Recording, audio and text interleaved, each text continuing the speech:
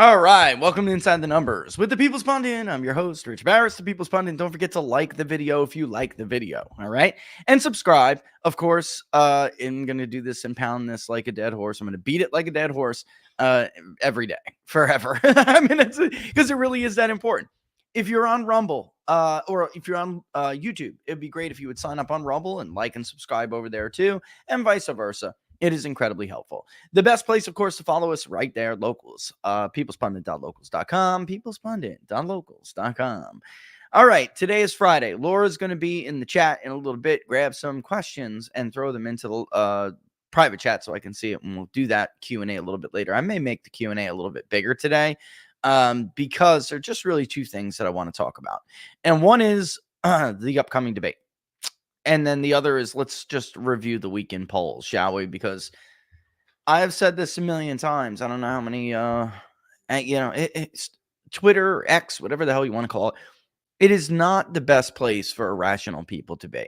And they go on, or, excitable, maybe irrational is not the word. I mean, that's certainly true, but excitable. And they see these polls and they like jump on, oh, it means this, it means that. Trends. Are some polls better than others? All polls are not created equal. That is true. And some polls are typically better than others, right? Of course, that doesn't always hold. So that's why we always look at aggregates and we look to see, even if the top line result is different, is there a trend in some of the demographics that are that is consistent across polls, even when those polls have different top lines. And that's what really we're looking for, right? So, for instance, let's use a historical example before we dive into this stuff. All right. Because I'm going to link a poll this week with a poll from 2020, because that's what it reminded me of, all right? Hey, look, I think there's a fine line for a poll, or there's a fine line for a pollster to allow or even to recommend that a poll gets spiked because you think it's a bad poll. Sometimes there's just bad data, all right? And sometimes the pollster can interpret that data as being bad, even though they may have caught something. Now, you have to look and see, is there any other evidence in other polls to suggest that this could be true? All right. Let's just pull up the screen and let's look at it. All right. Here are the polls for the week. More recent. Oh my God, I get the hiccups so bad. More recent ones, anyway. Here's the Emerson College poll, which is conducted for the Hill now, and that wasn't always, but it's been for now quite some time. And they did a slew of battleground states. It came after, bear with me. Where are we? Was it that long ago? I guess it was. Yeah, well, there's Siena right there. So they did, though, come after the Siena College poll, which was conducted in the state of New York. Obviously, New York is a state that Biden won by nearly 30 points. And we have seen some tightening in it and in New Jersey, some very traditionally blue states. The PPIC poll, which is for California, has shown some tightening in California, but it does look like California is going back to the way California typically votes. However, there's some weakness still for Biden. And where do you see it? You can see it among Hispanics, right? It is really not the white vote that is doing this for Trump. Although in some polls, he's doing better among whites. So for the most part, look at a state like Missouri, for instance, which also Emerson did not that long ago. Where are you? I guess they added some new ones and it got bumped out. No, it didn't, right? No, it's here somewhere. Hold on one second. There it is. So you could see, like, that's roughly what Trump got. He won it by 16, but he's going to win it by roughly that again, maybe even more. But why is that? The impact of the white vote shifting here or there can be kind of dramatic on a Republican share of the vote in a state like Missouri, for instance, because the other chunk that's Democratic is, of course, non-white. So in any event, we have these polls come out, and they are showing weakness for Biden among core constituencies, right? And then the Fox poll is dropped.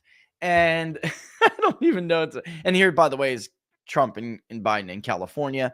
Biden plus 24 is better than what he was doing before, but it's still, I mean, for California, it's still not particularly great. And that, of course, was a head to head, which it probably will not be. All right. Well, we know Green Party's on the ballot in California. So there's Ohio, which is, I think, probably weak for Trump. That's not ball. That's Marist is more likely than not to understate Trump support. That's what they do. But the reason why I didn't get too hard on them the other day is because their poll in Pennsylvania was surprisingly strong for Trump. For them. Okay. The Critical Insights poll in Maine also showing a total disaster for Joe Biden. And then the final round is so close that, yeah, it's Biden plus 2, but who could really tell, right?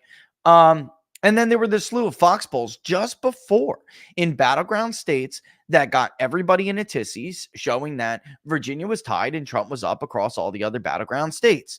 So it was more than a little bit shocking when Fox News came out with this national poll, which they billed as a poll that was conducted after the conviction. Well, the other polls were conducted after the conviction as well, folks, including the battleground state polls. So color me surprised that they did that segment. And I'm on the book because I got so many text messages from pollsters, from poll aggregators, by the way, basically saying, what the hell is this? Right. And it's not so much the margin because everyone's like panning over the Fox poll. But the truth is, it's a sampling error. Biden's lead is a sampling error. That poll could really mean Trump plus 2. That poll could really mean that it's tied. It's a sampling error, Biden's lead. The fact that it's even close nationally is bad news for Joe Biden. I'm going to repeat this a lot in 5 months. Biden needs about 4 points in the popular vote to secure a win in the Electoral College. It doesn't mean he can't win the Electoral College with less than 4. It's just that it gets considerably less likely that he does if he does not win the popular vote by 4 or more.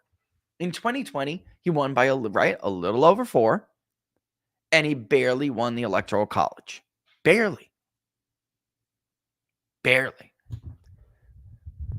But there's some stuff in the Fox poll that doesn't make any sense.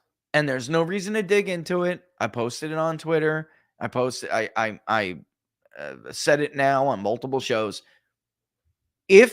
So was this an accident? Was this a mistake? Or, was this a bad data? The way they build the poll makes me really sus. It's like really sus. It's suspect. Ben Affleck. Yeah, suspect.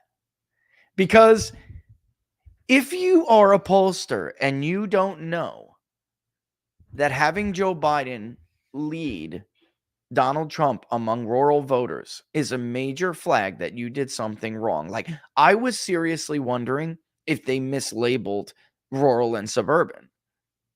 It could happen. It's a human being entering it into their cross tabulation software, doing whatever they're doing. It's possible, but they just kept going with it. Folks, there is no chance. All right, not 99% chance for Trump, not 99.9.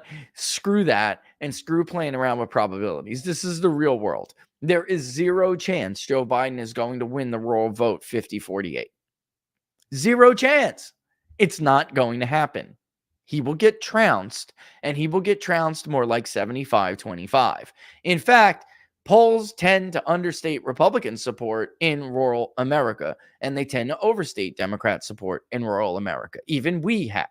Now, as I always say, sampling errors for subgroups are higher. So if you get like a 55-35, something ballpark 55-38, well, then maybe you overstate Republican support in urban areas, and in the end, it all works out, and the top line is right, or very close to right. But this wasn't even that. This wasn't even a sampling error for subgroup being higher moment, okay?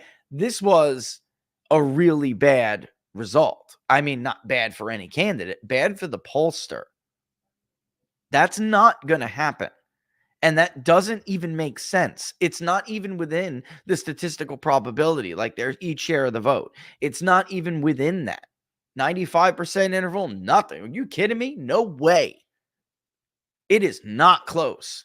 So I was really waiting like for a statement from the joint pollsters who conducted for Fox saying, you know what? We mislabeled something here. This is what it really is. But it's still Biden +2. And that would have made sense to me. And I would have accepted that. But this is like, what in Sam hell are you talking about? And it reminded me of another moment. A moment, you guys, if you've been watching for a while, you'll remember. 2020, Biden +9, New York Times, Pennsylvania.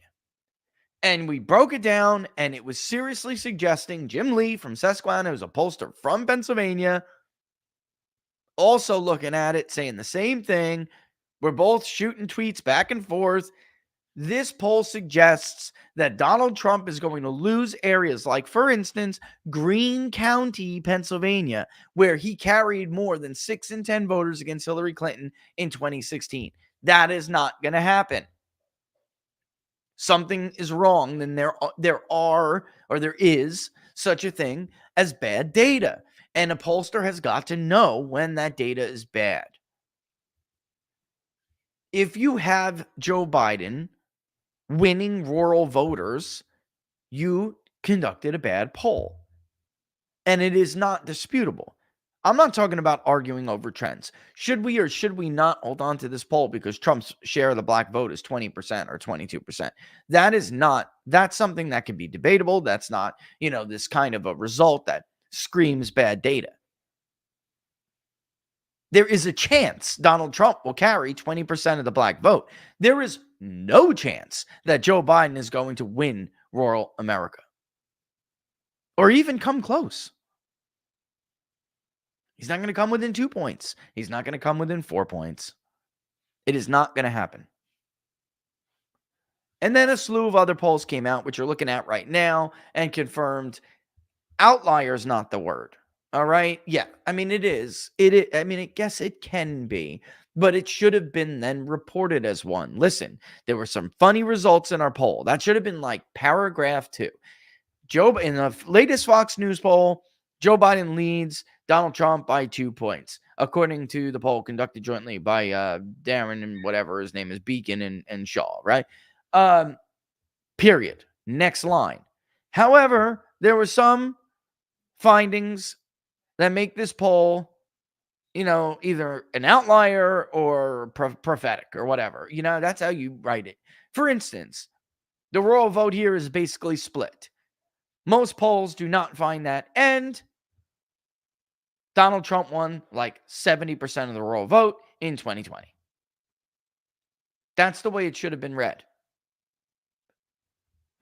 There is something everyone has to remember, however. For every 20 polls conducted, we are supposed to see an outlier. And we're supposed to acknowledge them when we think we see them. If you go back to 2004 and you look at the polls between John Kerry and George Bush, all right? Which we've done before, but let's just for what's and giggles do that, okay? President polls. You will see back and forth, pretty consistently, right? You'll see a pretty consistent back and forth. Sometimes Bush is up, sometimes Kerry is up. There were outliers that were like really out there, though. Who was it? The AP's been doing this for a very long time. You could go back and you will see that even after everybody consolidates, all right? And let me get rid of this and I'm going to show you this. All right. This is why we have tranches, by the way. And we try to teach you about these tranches. All right. So let me put up. Oh, Laura, I love you. It is a coffee moment. Thank you. Thank you. Thank you so much, darling. You're going in the chat soon, right? Yeah. All right. Cool. Oh, I hate Taylor Swift. I'm sorry. God forgive me. My daughter used to love her, now she doesn't, and thank God for that, because she just doesn't know where the new music went. She was like, "The hell is what is this?" Like, where is she going with this? Um, I don't know. I can't tell you. All I can tell you is that it's awful. I can't stand it. She used to write her own stuff, and I guess she does, but enough of Taylor Swift. And it's not even the politics. I don't care about that. It's for me, it's all about talent. My favorite guitar player was like a huge lefty. I don't care. My favorite rock and roll singer is whatever the hell he needs to be to survive. I don't care. I care about his talent, and I just don't hear it anymore in Taylor Swift. Okay, so here is the summer, and as I told you, this was the back and forth pre-summer, right? We're in May right here, April. George Bush began to unleash a barrage on John Kerry and basically trying to paint him as an out-of-touch liberal from the Northeast, right? From coastal New England, blah, blah, blah, blah, blah. You get it. Now, there were back and forths here. IBD Tip had Kerry up by 2. Battleground had Bush up by 4. The LA Times had Kerry up by 3. CNN had Bush up by 4. That was done with Gallup back then, by the way. Fox News would go back and forth, and you can see that. This is normal. And then I would say CBS was an outlier. Okay. I mean, that's outside of the sampling era. And as you could see, nobody has anybody really outside of the sampling era. The CNN Gallup poll here, clearly an outlier. Okay. You had Rasmussen, Bush +5. Fox News was a tie. ARG was Kerry +2. That's when ARG was not what they are today. And then you have just boom, Kerry +12. Like, where the hell did that come from? That's an outlier. All right. So you would expect that every 20 or so polls. And if you look at a list of polls going back, especially in older elections, because while we're starting to be presented with problems that make polls inaccurate, everyone still has a landline here for the most part. The advent of cell phones certainly is it's here, and it's on the rise, the use of cell phones. But people still have landlines. It is easier to poll right now. All right. Sacred Heart had Bush up by 6. I don't know if I'd call that an outlier because the Washington Post had him up by 5. Kerry by 5. That's normal. All right. So you could see this back and forth, back and forth. Eventually, Kerry takes a bit of a lead entering into the summer. All right. The Iraq War is becoming an issue. Bush makes a strong case for why he needs to stay president, of course. As we turn the page and we get into August and September, Bush's lead is consolidated. All right. I mean, Kerry loses his. That's number one. And don't forget, you had the Democratic convention here. So that back to then, bumps were definitely to be had by most of the time during the convention. Not everyone did get one, but Democrats almost could count on getting a bump in their convention. It was done like a rock star kind of like concert, and the media that covered it that way. All right. Then you have Newsweek, Time, Bush +11, a little bit crazy. Pew Research, Bush +16. I mean, just nuts. But the fact is, you see that Bush has a lead, even though there's an outlier here and there.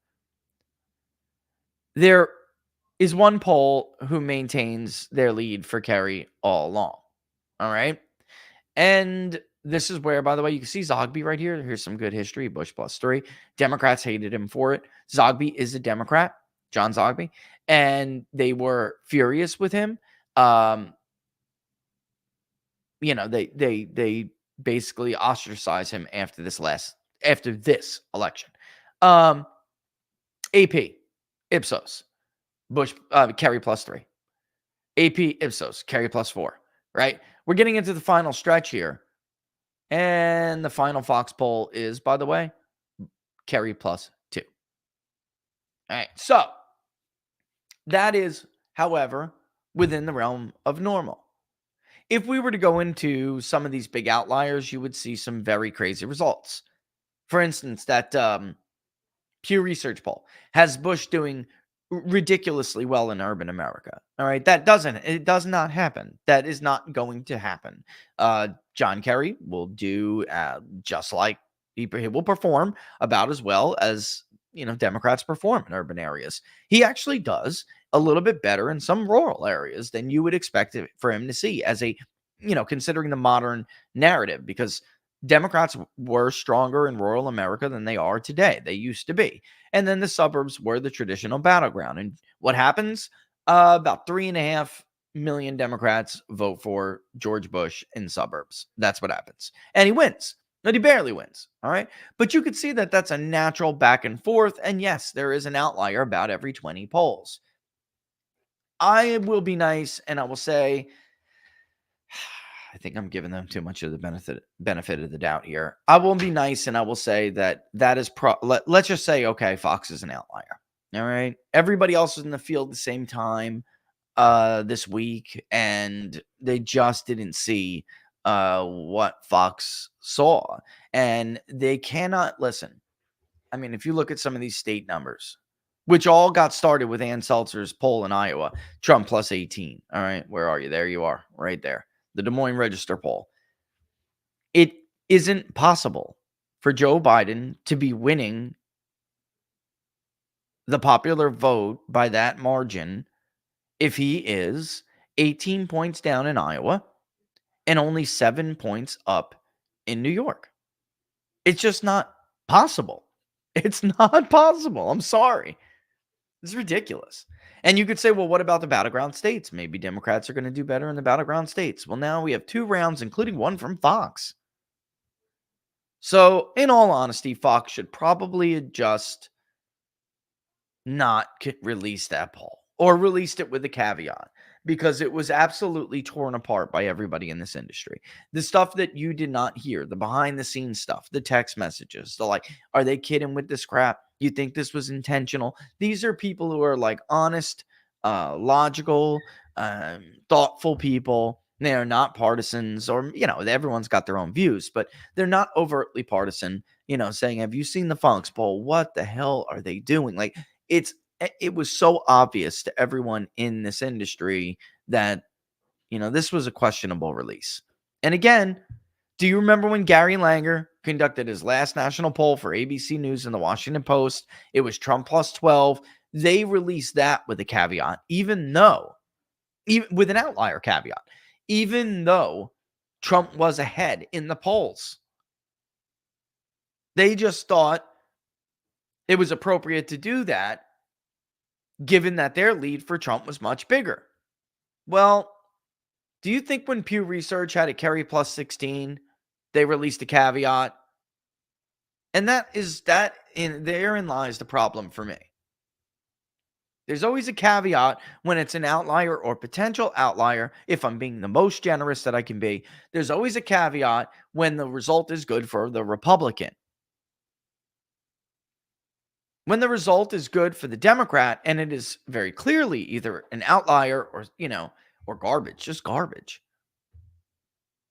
there's never a caveat when it favors the Democrat. Never. And that's an issue for me, guys. That's a real big issue.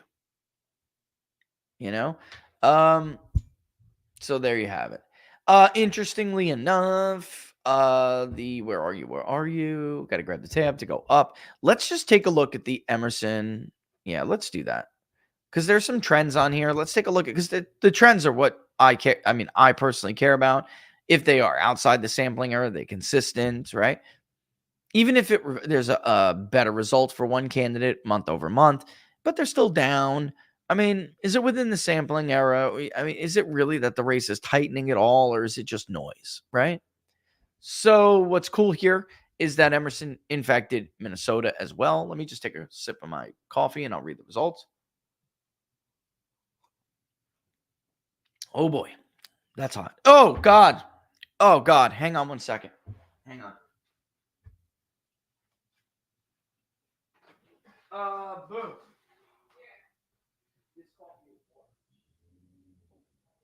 You used the pot that's already been used. You did. Taste it. All right, I'm back. I think she ran through a pod that was already used. I was like, look, I was in the Army. I can handle some nasty coffee, but that's some nasty coffee. All right, so the Emerson College poll, the Hill. Yeah, the Emerson College polling, the Hill state polls find former President Donald Trump with a slight edge on President Joe Biden in Arizona. It's 47-43. Georgia, 45-41. Wisconsin, 47-44. Nevada, 46-43. Pennsylvania, 47-45. And Michigan, 46-45. While Biden splits with Trump in Minnesota at 40-40. 5. Wow. Wow. Terrible result. Terrible. Hang tight. And also the cinnamon creamer. The cinnamon creamer. That's what she was supposed to use. Sorry. Stan, sorry. All right. So again, this is actually consistent, or at least it is in Minnesota. And where is Wisconsin again? 47 to 43. Yeah. I mean, it's still consistent because let's look. When Trump won Iowa by 10, roughly, he won Wisconsin by 0.4. So if he's up in Iowa by 8, 43 points is, look, it's within the realm of possible. It's totally defendable. Is it likely that if he's up in Iowa by 18 points, it's more like he has a lead of like 5 in Wisconsin, like a bigger lead than we're used to seeing for a Republican. But 3 is certainly within that ballpark, so it is what it is. Arizona, you can see here, Joe Biden hasn't led in a single poll in Arizona for going on a year here since Emerson started tracking it with the Hill. Ditto Georgia, although Trump's lead was bigger. Which I thought, honestly, at the time, 10-point leads in Georgia, even like we found a 9-point lead, and it was a lot. I think that he can win Georgia by a pretty significant amount, 3 to 5 points. That would be in an environment where he still cleans up everywhere else. If he wins Georgia by more than 5 points, this is going to be a very bad night for Joe Biden. It means he is doing much better with black voters than we thought. It means white voters are not just, even with him, but in fact did lurch back to the right. And if that's the case, then it's bad night for Joe Biden, man. He's not going to carry anything, not in contest anyway. I don't know. That's fine. I don't know. Did you use the cinnamon creamer? What? That thing needs to be maybe cleaned or something. It's disgusting. Sorry. I don't want to keep going. It's gross. You taste it, right? I did taste it. It's gross. I'm going to try it. Absolutely gross. I think that's going to make me sick to my stomach after last night. I got to tell you guys. The mead, I don't know what went wrong. It tastes good, but it's obviously very bad. I don't drink much, but that doesn't matter. I mean, I just wanted to taste the brew, and it tasted good, but it made everybody sick. So obviously, it was not good. I kept it in a dark, cool place. It wasn't touched. I don't know. But my God, I will just look, that's over. I'm done. Or unless somebody wants to be my taste tester, I'm really upset. I just wanted to learn the trade. I just wanted to learn the skill. How ancient man turned honey into mead. Better luck next time. Anyway, by the way, I'd strongly recommend you never drink a batch of bad mead. All right. Laura's laughing. It's no joke. It's like not on par with seafood poisoning. It's different, but it's like, it's bad. Like the headache, it feels like somebody took the reverse end of a hammer and stuck it in the back of your skull. And that's number one. And of course, you're sick to your stomach and you're going to vomit. And that's it. It was awful. An awful night. Anyway, one poll, Joe Biden did lead Trump. What is that? It's so damn small. 43 to 41. Okay. Right? It's so small. My God. Can we zoom this thing? Jesus, Spencer. I got surgery, multiple, on my eyes, and I still can't see that, Spence. My God. There we go. So in November of 2023, Biden had led in one poll in Michigan. That's it. Our January poll, by the way, in Michigan had Trump plus 5 or 4? I was like really stunned. And look, there's this Trump plus 6 actually. But it's mostly Biden bopping up and down. Trump did from November to the year 2024, the months of 2024, Trump did gain quite a bit and really hasn't lost that much support since then. All right, you really want me to try this, right? Right in front of you? Okay.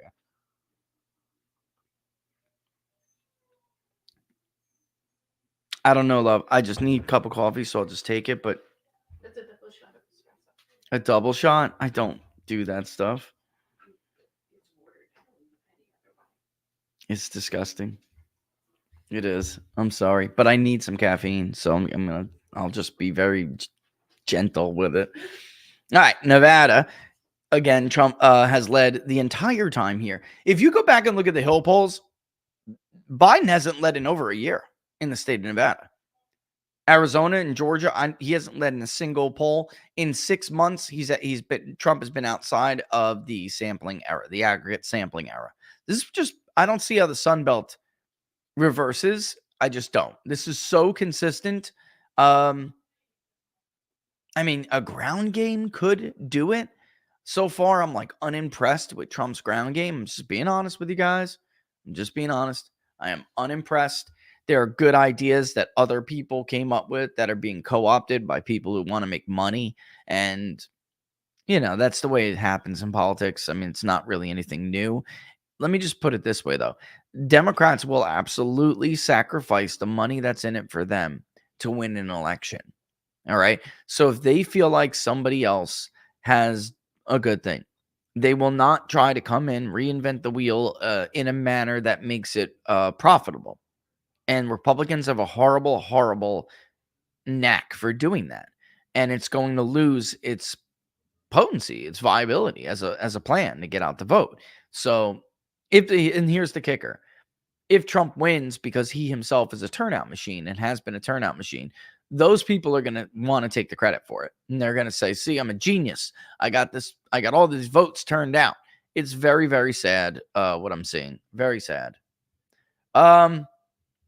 Pennsylvania, again, I mean, it's tightened here and there, but Trump has led for that entire time. Wisconsin, Biden had one poll. So let me read what Spence says here. Or is it Spencer? Yeah, he's got somebody else helping him now too. But in our first polling in several key swing states since Trump's conviction last month, there has been little movement, with support for both Trump and Biden staying largely consistent since November. Spencer Kimball, the executive director of Emerson College Polling, said. Notably, results fall within the poll's margin of error. Independent voters break for Trump in all 7 states. However, there has been some movement among these voters since April, Kimball said. In Arizona, Trump's support among independents dropped 5 points, from 48 to 43%. In Michigan, this happens. I'm not sure that really matters. This does happen, and it's more common for independents to actually be in the low 40s this far out. In Michigan, Trump's support dropped by 3, 44 to 41. And in Pennsylvania, dropped by 8, 48 to 41. Biden lost support among independents in Georgia by 6, 42 to 36, and Nevada by 5, 37 to 32. So it looks to me that it's actually pretty consistent result that independent voters in Spencer's poll were less decided and went back to being in their more traditional numbers this far out. While Biden trails Trump, that's why we're leaning, by the way. I just want to stop. That is why we're leaning. Oh my God, how could I have forgotten this? Guys, push the public polling project. Push it. We'll get in the field this weekend. You guys know what happened, obviously, with my father-in-law, all right? My wife is going to go see him. So that leaves me, I may miss book club, but that leaves me wide open and available to poll. So I think we absolutely are on target. Just give one last push if you can, but I will be able to go into the field this weekend. All right. How could I have forgotten to say that? I should have led the show with that. God, it's time. And that's why we are seeing this. It's like some polls will get higher vote shares for both candidates, and that's almost always due to independents either being more or less likely decided at that moment. This is why at this point we are leaning people, because we want to know, if we twisted their arm, who would they go with? And does that result differ month to month? And eventually it'll be close to week, but does that result differ? And what we found anyway in our polling is that if Independents were, in the mid 40s to high 40s the month before. And then they're in the low 40s this month with initial preference, I'm talking about. When you lean them, there really isn't that much of a change. It goes back to being 52-48, 53-47. You know what I mean? While Biden trails Trump, the Democratic Senate candidate leads the Republican candidate in Arizona, Minnesota, Michigan, Nevada, Pennsylvania, and Wisconsin. This is very bad news for Republicans. And I think some good people, good candidates, are being weighed down by the party's mistakes over the last year. And by mistakes, I mean betrayal of their own voters. I think Mike Johnson and Mitch McConnell are hurting these people. The voters may end up saying, let's just give Trump some backup. They may. They could. But it does at this point at least look like there is going to be some significant ticket splitting.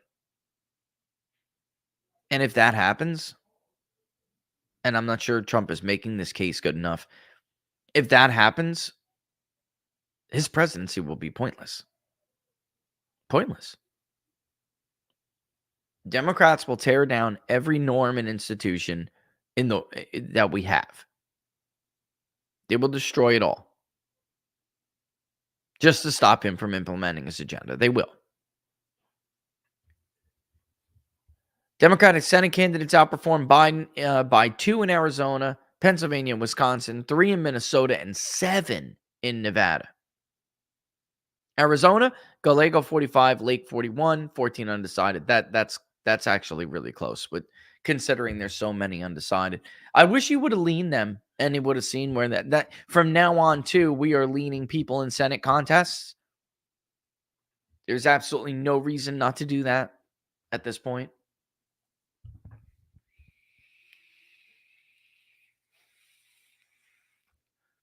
I'm just looking at the trend here.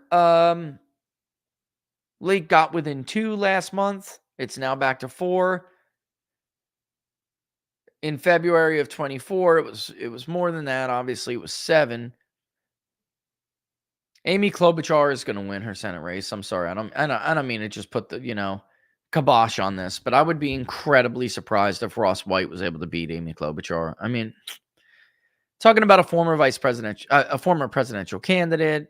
She's been in the Senate. She's widely known. Her last election, she even got significant Republican support in certain areas. So I don't know. I don't know. It could be tough. Mike Rogers being down 4 with 18% undecided is certainly a winnable race, and that's roughly the margin we found as well. Slotkin was ahead by a few points, but there was so many undecided. I was kicking myself for not leaning those undecided at the time, if you remember. And this time we will lean them. Michigan, Jackie Rose and Sam Brown. Nevada, Jackie Rose and Sam Brown. I don't want to say I told you so, but I really feel like there was a better candidate than Sam Brown in that race. I do, especially to go against Jackie Rosen. Sometimes, I'm just going to leave it. I'm going to leave it with that.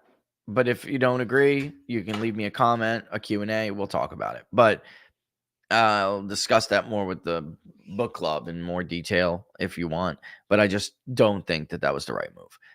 Dave McCormick is in a winnable race, but it's tough. I mean, he's a hedge fund billionaire. Sean is doing good work over there for Dave McCormick's PAC. I think they probably are going to be on the ball more, at least in Western Pennsylvania. When it comes to chasing ballots, I think they are. In Michigan, by the way, that's why I'm still so bullish on Mike Rogers. There is a secret weapon in Michigan. You guys know, 10xvotes.com, 10xvotes.com, which, by the way, is another project that's trying to be pirated by people who want to make money off of it. They're not. 10x votes is just, they are the original one. So if you see something that's like a ripoff of it, understand that you're going to become the product and they're going to try to make money off of that. And that's sad. So stick with 10x votes. All right. So I already know because I can see some of those numbers there. They're doing very well. Bob Casey, Dave McCormick, 6 points for a guy who's like known as political royalty in the state of Pennsylvania is not that impressive. Right? Being under 50%, being an incumbent with like name ID, his father was super well known and super popular. It's just, I would have tried to find a working class guy from Northampton or something. I really would have. There are only 2 swing counties in the state of Pennsylvania at this point, and that is Northampton and that is Erie County. And they usually vote identical to each other, except for if you're Caroline Carluccio and something happens with the machines in Northampton, and miraculously the trends stop, and it votes like double digits off of Erie County for the first time ever. A load. Anyway, Tammy Baldwin not in a good position. This is also a winnable race. Wondering whether or not we're gonna get closer to this election. It really does depend how much these people tie themselves to Trump and what Trump decides to do for them and with them. It really does. Eric Hovde, however you say it, has always been kind of hot on her trail in the Emerson poll. In some other ones, it's been a wider margin, but we also found a very slim margin for Tammy Baldwin. So that is definitely a winnable race for Republicans, but it is what it is. Let's look at Biden's approval in these battleground states. You don't win re-election with these approval numbers. I am sorry. And you don't win the state with these approval numbers. I am sorry. Especially since now the double haters are declining, meaning those who hate Biden and Trump, right? And Biden typically is winning them, which he did in 2020. Trump won them over Hillary Clinton in 2016. But the difference is his image has rebounded considerably, and his retrospective approval rating is significantly better. So you're talking about a smaller share of the electorate this time. So even though Biden may be leading with them, and he's leading by less than he did in 2020, back then Biden was more popular. I just don't know if that's going to be enough. I mean, when you have an approval rating that's 36% in Arizona, 35% in Georgia, and in, by the way, Minnesota, 38, Michigan and Pennsylvania, 39, Nevada's with Minnesota at 38. I mean, guys, and look at the disapproval number in some of these states. And Emerson has been, it's funny because Emerson's been a little lower on approval than us, but their disapproval's been lower as well. We have been a little bit higher with approval numbers for Biden, but our disapprove is also high with a lot less neutral. There's just, I don't know how they word it neutral. I mean, we have no opinion, unsure, no opinion, undecided, no opinion.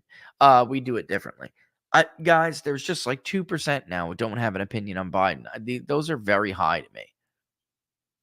Biden used to be in the high single digits, even low double digits in the beginning of his presidency. But now everybody has an opinion on him, much the way that they did with Trump and with Obama.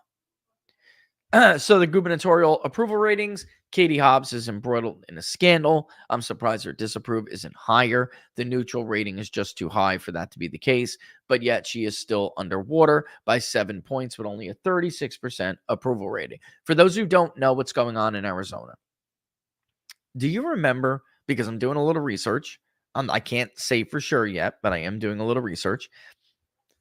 Do you remember when I mentioned that there was some weird patterns coming out of retirement areas and ballots that were chased in retirement homes? And while Kerry Lake and Abe and everybody carried these older voters, they were doing very poorly in certain areas in and around Phoenix, and especially ballots that were coming out of certain retirement homes. Okay. There appears to be a pay-to-play scheme with Katie Hobbs and this mogul who owns a bunch of retirement homes, like a bunch of them. And she's under investigation for this connection, the campaign contributions and everything and whatnot. It would not be, to me, there just would be zero chance it would be a coincidence if there was something going on there, pay to play, and then we find that Hobbs was getting better margins out of those areas, those homes, than anywhere else. It would be very, very, very well. Let's cut the crap, guys. If that turns out to be the case, then she was paying this dude to harvest her ballots from old people homes. And we don't know this yet for sure, but she is under investigation for some dirty dealings with this company and that guy. So we'll see what happens. Lombardo, also a third, is neutral. That's a Republican governor in Nevada. He is +7, however. You may also notice Gretchen Whitmer is +9. She's a Democrat, of course. Tim Walz, a Democrat, is not doing that great. For a guy who's supposed to be very well known, I mean, he's approved +3. Brian Kemp, doing rock star level, I can't understand how 23% are neutral. It's just weird. Very weird. All right. Another crazy thing with the Fox poll was that preserving democracy was the number one issue in the Fox poll. Nobody is finding that preserving democracy is the number one issue in polling. They're just not. It's immigration, it's inflation, the economy in general. Those are number one. Immigration has fallen a little bit, but then you have some peripheral issue like abortion or something like that. But no, nowhere is preserving democracy a top voting issue. It's just not. But again, if you're going to get only even Democrats, even in rural areas, that's what you could expect. All right, voters in Arizona and Nevada were asked if they would vote yes or no on a potential ballot measure to establish the constitutional right to abortion in their state. In Arizona, 56% said yes. In Arizona, Nevada's slightly more liberal, with Hispanics are slightly more liberal, so I'm not surprised. 58. This is a loser for Republicans. They got their win in Dobbs. They should have taken the wiser path.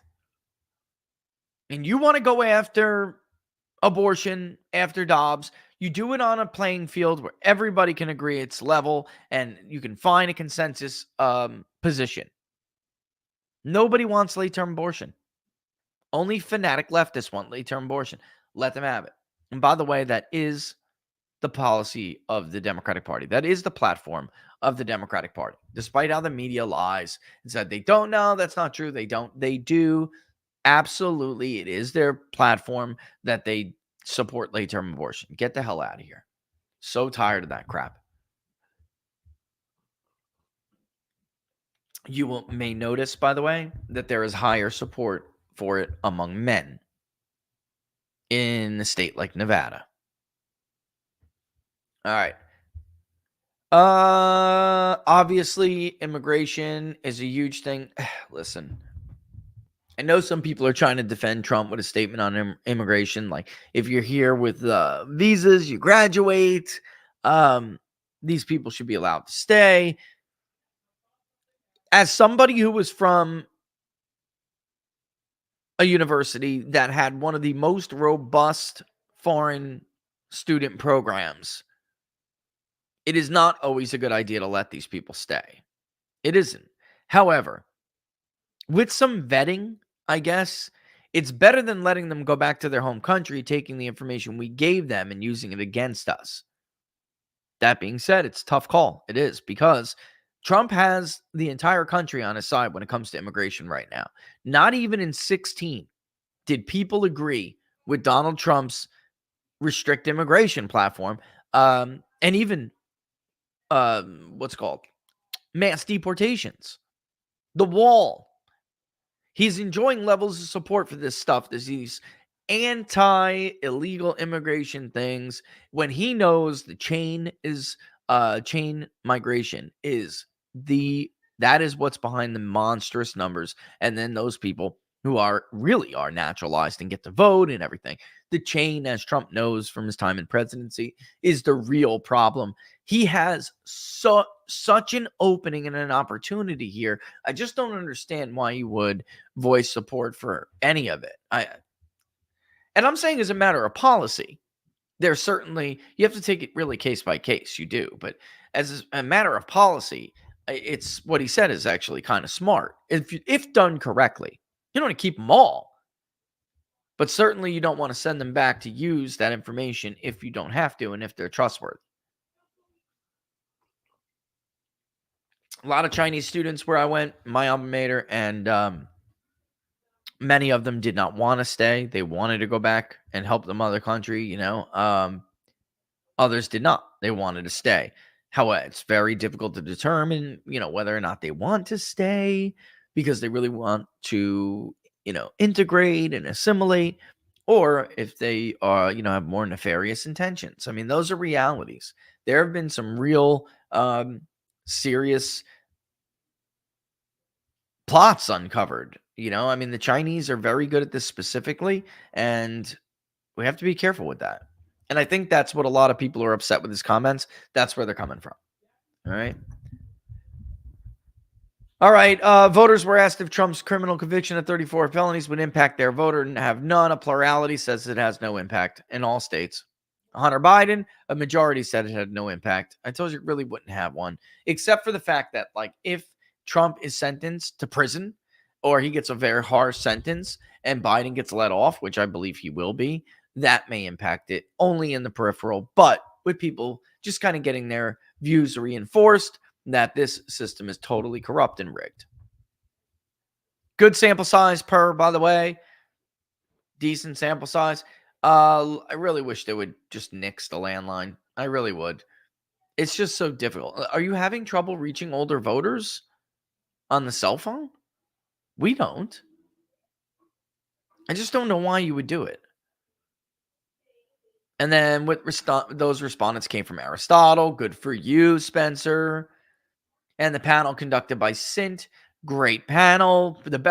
In my opinion, the best panel in the industry, hands down. And actually, it's not really even an opinion because Sint just acquired a company called Lucid Holdings, and the Lucid sub-panel was the highest scoring metric panel out of any other panel. So it's not really my opinion. Sint does have the best panel. So good for you. June 13th to the 18th. There you go. Sponsored by Nexstar, who owns the Hill. Good for you. Sampling subgroups are higher. Look at what he writes here. And know with a confidence of 95%, a poll will fall outside the range of scores 1 in 20 times. Another way to say that is we can expect an outlier for every 20 polls conducted. That's another way to say that. All right. All right. Man, we got to take a break. Yeah, we do. All right, let's take a quick 30-second break, and then I'll do some reads, and then we'll get back to it. And then I'll yell at Laura and tell her to get in here so she can grab your comments, which she has not done yet. Laura, get in the comment stream. I'll ping her. What are you doing, Laura? Get in the comment stream. Laura. I'll get her. Don't worry. Let's take this 30-second break. When we come back, we'll do some reads and then talk about some other stuff. I mean, it's Freewheeling Friday for a reason. We'll kick it back. We'll go one thing to another, and we will not be very rigid about it. So get your questions in, and until she starts to aggregate them, I will look around for them. Links are all in the description for sponsors for the Public Polling Project. You guys know what to do. See you in 30 seconds.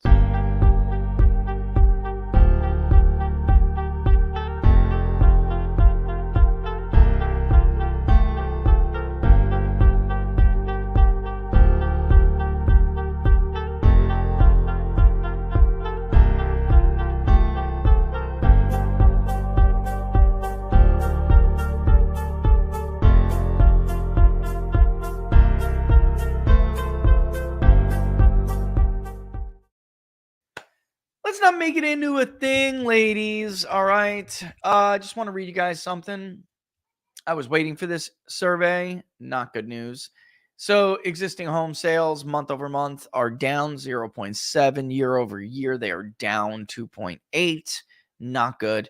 And I kind of expected that. We're coming to this pending home sales index as well. And then, of course, we have housing starts and building permits that I was waiting for. They're down as well, from 1.35 to 1.27 on the month over month. Oh, no, I'm sorry. Annual rate for starts. That's what they're down. And then the permit annual rate, of course, is down, not as much, but it's still down 1.45. I'm sorry, 1.44 to 1.38. And those, of course, are read in millions. The Philadelphia Fed Manufacturing Index from yesterday was just awful. The consensus was for a reading of 5.2. My God, guys. I mean, it wasn't that long ago. It was not that long ago when this index was fear of being overheated because it was roaring under Trump. 1.3. The consensus was for 5.2. Prior reading was 4.5. The range for the consensus was a low of 1 to a high of 10. So hell, at least it fell within the range. Jeez. It's terrible. This sucks. It just sucks, man. I didn't look at jobless claims. Not good. But Rich, they're down. Okay. They're down, but they're not below the benchmark for a tight labor market. 238 was the initial reported number. We'll see, because last week it was revised higher, by the way. Job numbers are always reported higher and then revised down in the Biden administration when you're not looking. And then with jobless claims, it is not always the case, but it's often the case where they're reported lower than they are. And then the next week, they'll revise them up. Initial claims. The change was initially thought to be 13,000. It was 14,000. The 4-week average, 232,750. And then the actual was 238. It should be, but listen, we talked about this a lot. And recently I've said we're going to talk more about the economy.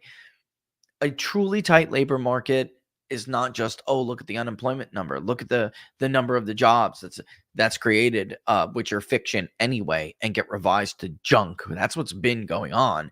But it's when because of the methodology of the Bureau of Labor Statistics employment report, you can actually have a bunch of super high weeks of jobless claims being, way higher than that threshold should be. The participation rate way lower than that threshold for a tight labor market. You can have all of these bad indicators and yet a good report in the minds of the media where the unemployment number is low and, jobs are up. The unemployment number can fall because of exiting people from the workforce. So more people give up on the American dream, the higher the likelihood that unemployment will decline. All right.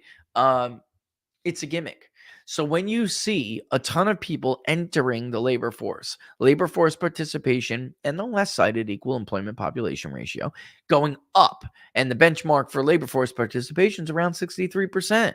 When you see that and the unemployment rate decline, that is the sign that we're getting a tighter labor market. And then these jobless claim numbers, guys, they have to be below 200,000. That's the benchmark. That's the threshold. Everybody in this business knows that. And yet they just talk like, oh, this isn't a bad number. It is a bad number. It's not below. First of all, during the Trump era, we were at 50-year lows consistently for like a ridiculous number of weeks. I'd have to go to PPD to look it up because we tracked it in the historical weekly. We tracked it, and the historical numbers were outrageously good. 52-year low, 50-year low. I mean, it was incredible. Participation highest since the Great Recession. All of these records. I mean, you could just type in record in People's Pundit Daily, and you're going to see it all. It's crazy. And not just the labor market indicators, much more than that. So we're getting back into this mindset like we were under the Obama administration. It's like, oh, that's just a new normal, and that's good. It does not have to be. And it's not good. It's not. And 200,000 jobs created a month is not good either, especially when there aren't any in the goods producing sectors. None. There was literally, this guy goes up and puts a graphic about manufacturing on his Twitter page, and that's not him, of course. He's too busy soiling his Depends. The people who run his social network are putting up all of these images. Oh, so many jobs created. There was 0 manufacturing jobs created last month. What are you talking about? 0. Nothing in mining. 0. Construction. 0. That's why I knew that housing start number was not going to be good. Knew it. It's not going to just turn around. Builder confidence isn't good for a reason. I'm just curious. We just got the Baker's Hughes number. Let me look at the Baker's Hughes number. North American rig count's actually up by 4. That's not bad. Overall in the US, it's down by 2. So never mind. Canada added all these rigs. It's not us. Never mind. That's another thing, by the way. The rig count soared under Donald Trump. And then we became massively energy independent. And that was the first time since Roosevelt that we were. It was a beautiful thing. Iran was broke and wasn't allowed to get around the sanctions that we put on them because Trump removed the exemptions list. What is that? It's like you put these fake sanctions on them because it doesn't matter. You let all your allies buy oil from them anyway, including China, who's not an ally, but you let them, and China will not be punished economically because they'll have an SRE. So Trump took those away, and they weren't allowed to get around the sanctions. Where do you have to get oil? You want oil? We got oil for you. What's wrong with that? Empire State Manufacturing Index, by the way, -6 this week. -6. But don't worry, it's good news because it was -10 the prior week.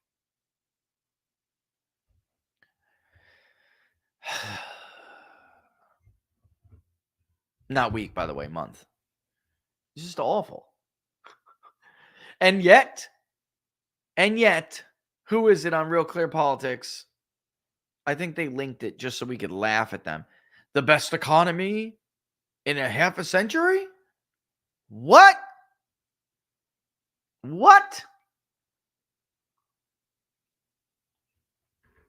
Just crazy. Oh, man. Let's look at the Hill. Laura, I could see Laura's taking your stuff and throwing it in there now. In case you haven't been noticing, if we look at the forecasting model, all right, Trump is now at a 58% chance. He ticked down 1 point. That is the Fox poll. But nevertheless, it's still significant. As you can see, there really hasn't been all that much change. For a hot minute, Biden was at 45. Now he's fallen again. There's some really weird, in my opinion, there's some really weird simulations being run in some of these states, like Florida. Come on, give me a damn break. At least they're better than 538, though. 538's got him at like a 50-something% chance of winning Texas. Are like, you out of your mind? But then again, in 2020, 538 had Texas going to Biden, actually. So at least it's an improvement for Donald Trump. All right, let's take a look at some of these things. Oh, sorry. By the way, all that economic stuff, I hope you guys enjoyed Brian from Freedom Gold. He's really cool guy, super knowledgeable. Give him a call and he'll answer any questions you have. Just such a smart guy and such a decent dude, by the way.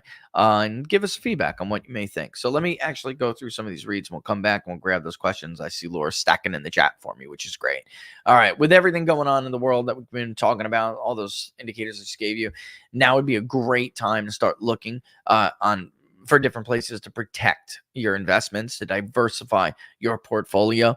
We know the impact, the adverse relationship between inflation and the dollar, right? That's why I want to talk to you about Freedom Gold USA. If you ever thought about investing in gold or silver, or you're just interested in diversifying your portfolio, Freedom Gold is definitely a company you should check out. I am going to have Laura get on the horn with them today and take advantage of that offer that they're giving all of our listeners and viewers. This is just for People's Pundit viewers. They're not doing this for anybody else. So take advantage of it. It's incredible. And just give them a call. Again, you won't get any pushy sales tactic. If you want to learn more, that is a good move to do, right? They believe the more you know, the better, and they can help you make better investment decisions, with free guides, consultations. They want you to have the information that you need to make that decision confidently with no pressure and no hard sell. And you'll give competitive pricing, obviously, on some of the best quality and purity gold and silver that you'll find. You know you're getting a solid deal. You don't have to worry about any extra fees. They offer free, even on that deal where the opening is only 500, not like 50 grand like some of these other people. They offer free shipping and insurance still on all orders, including that deal. You may even get some free silver on some qualifying purchases. They'll give you a $500 credit when you open a gold or silver IRA. Hell, that's a nice bonus. Here's the best part. It is hassle-free. Again, no pushy sales tactics. They're just about you, helping you reach your financial goals in a way that works for you. So if you want to learn more, I'd recommend giving Brian or any of the guys over there at Freedom Gold a call. The number is on the screen. It's 888-279-3592. 888-279-3592. Or you could check out the website, which is also on the screen, freedomgoldusa.com/rich. freedomgoldusa.com/rich. Find out about the latest special offers and see what kind of deals you may qualify for. Don't forget to tell them, especially if you call the number, which is, again, 888-279-3592. Don't forget to tell them that you're from me, all right? Because they're only instructed to give that to people who are from our show, who watch our show. All right. So don't forget. Say, hey, I'm calling about that offer. I saw you on the People's Pundit. Or I heard the People's Pundit in the read today. I'm calling about that offer. Tell me more about it. Make sure you tell them that you're from me to get that deal. And then you will be entered into a raffle, and someone's getting some free currency. I'm not allowed to enter that raffle. I don't think it's fair. I'm not doing it. I'm taking the deal, but I don't think it's fair. Somebody of the listeners should get it. Know my luck, and I'm the most unlucky person in the world. So actually, knowing my luck, it would hit on me and look horrible. I can't even win a 50-50. Although my mother-in-law did. And my daughter's dance thing, she won the 50-50. Little snot. It's like $2,000. I'm like, what? Oh, Ma. No, Ma. Listen. You have to pay the tax. You have to pay the son-in-law tax. You have to pay you lived with your son-in-law for 2 years more tax. Hand it over. That's terrible. I know. I haven't gotten an email back about a Minnesota poll. You know what? I'm unclear on what you're proposing. I read that email. I'm unclear about it. I did have a lot going on, but I'll shoot you an email. Are you sure? Hold on one second though. Maybe ended up in your spam, bro. Hold on. Cuz I did respond. You're talking about a second reply or an initial reply? Can you ask Ryan if that was an initial or a second, because he did get an initial reply. Oh, crap. It wants me to use my camera. No. And I'm wondering whether or not that went into your spam, bro. Let me see. Let me search. Oh, my God. The crap. I must have got on some right-wing list or something, and I'm just absolutely being bombarded at this point. Okay.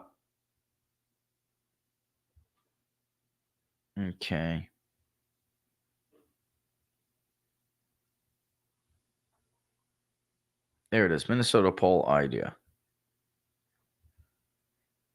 Right? That is definitely you. Okay. Huh.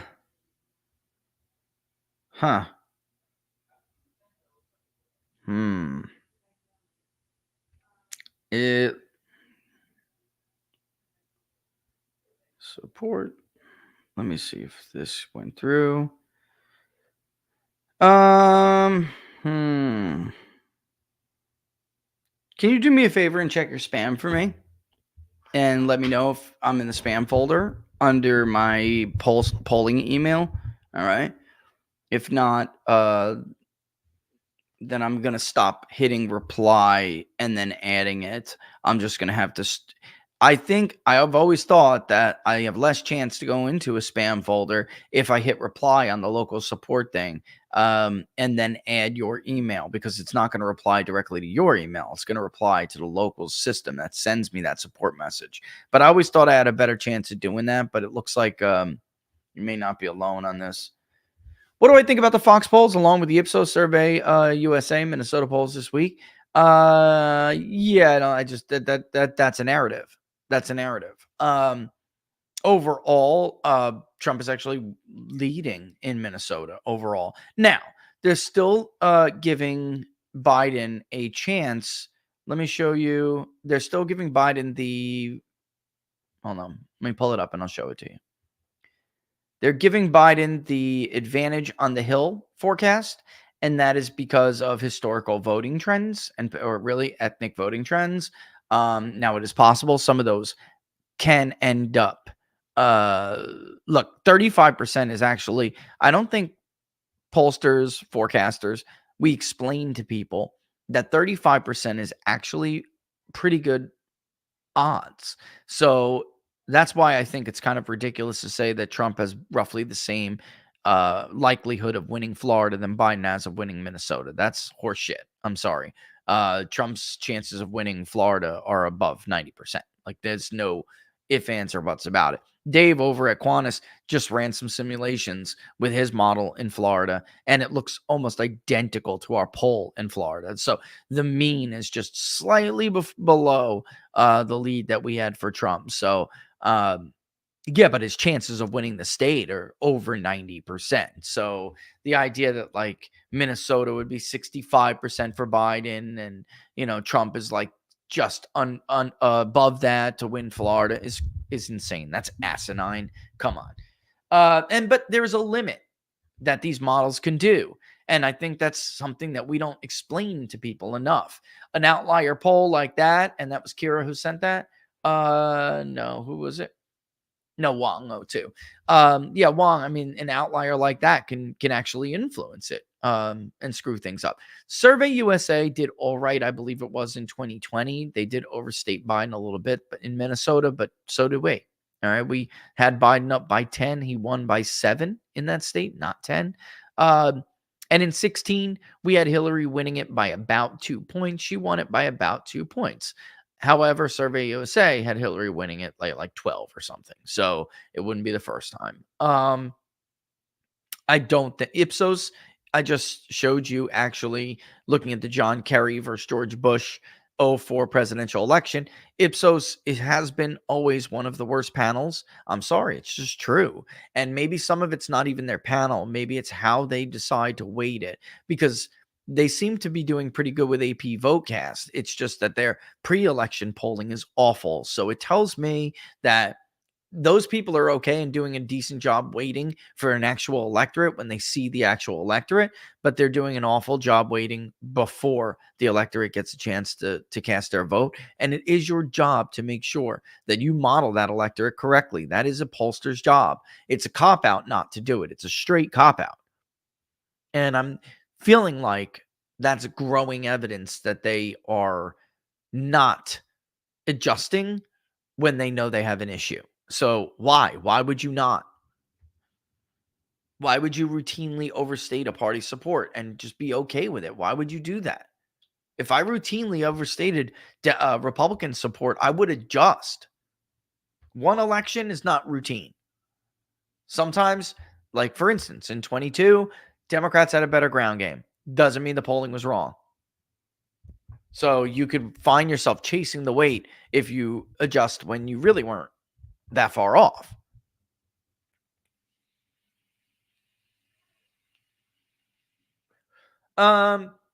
This is a really good question from Lamont.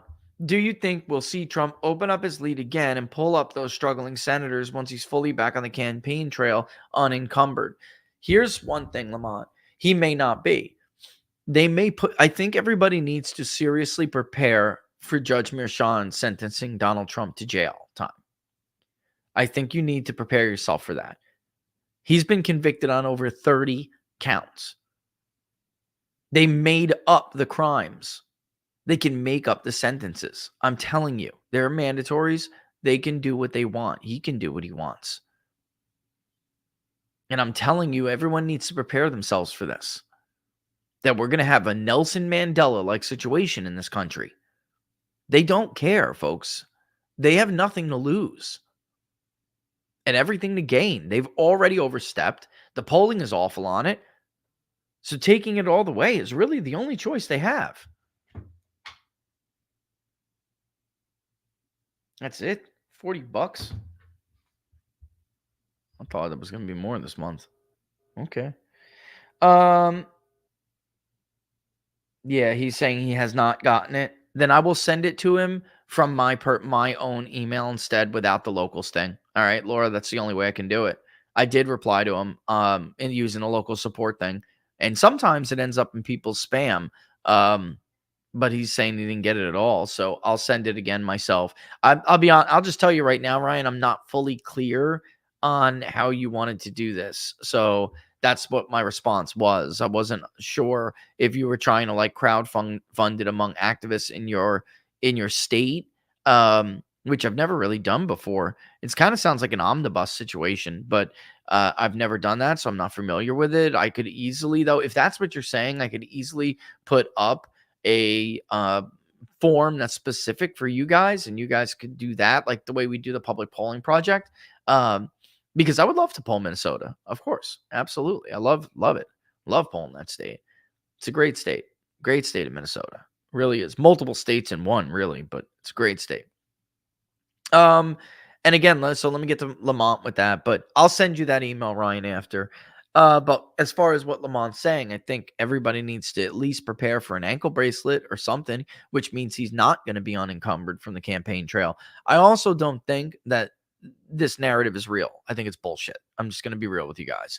The Ipsos poll, Survey USA poll, Survey USA did a bang up job in the California election, didn't they? I mean, they were nowhere near correct. I mean, sometimes they're spot on, sometimes they're not. And I know the guy from there. I know one of the guys from there. It's a super great guy. We've talked in the past. He's a really nice dude. He's a friend of Larry Elder's, actually. That's how I think we met. Really good guy. And I don't think they do it on purpose. I don't. Sometimes people miss, but I would, if I have a different result and it looks more like Spencer at Emerson, I would be inclined to believe my own data. I'm always questioning, but then it always ends up with like Sean and Laura telling me, see, why do you worry? Trust your data. You're, even when you're off from other people, trust your data. And ours does not show that kind of an advantage for Biden in Minnesota. The state is very close. And again, it can't be. The Survey USA poll and Fox News poll cannot exist in a world where Emerson College, the Siena poll, the Des Moines Register poll in plus 18 in Iowa, somebody has to be wrong. It can't be they're both right, guys. It can't. There's no world where that happens. If Trump is up 18 in Iowa, according to Fox's last Battlegrounds, up everywhere and tied in Virginia, that was after the conviction. All of these Emerson polls were after the conviction. The Des Moines Register poll, after the convictions. Somebody's wrong, somebody's right. Reuters, Ipsos, Survey USA. Come on. Is there a way to suss out if disapproval is to the left or right? Yes, there is. So it could show a disapproval, still vote a certain way. That's a great observation, Lamont. It is. And I don't know why other pollsters don't do this.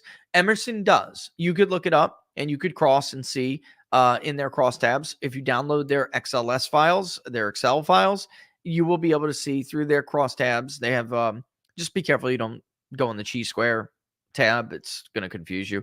But they have regular crosstabs. They flip them. They're reversed from the way we do it. But yes, there is a way to do that. You can cross it by party and you can cross it by self-reported vote history from 2020 and 22. So you'll be able to see it. And one of the biggest things that we found, because we have that, is that Trump is doing better with the somewhat disapproves than Republicans did in 22.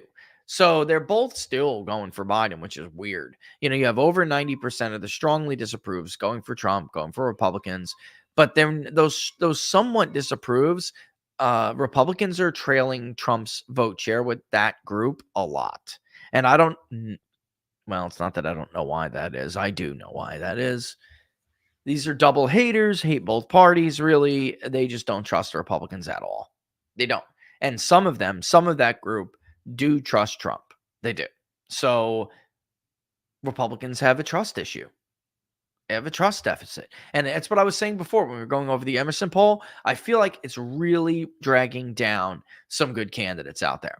Dave McCormick, Kerry Lake, right? I think that they are solid candidates and should win fairly easily. But that trust issue is hurting those other candidates. They can't pull themselves away from the identity of the Republican Party. It's like, if you're Kerry Lake, what the hell else do you have to do?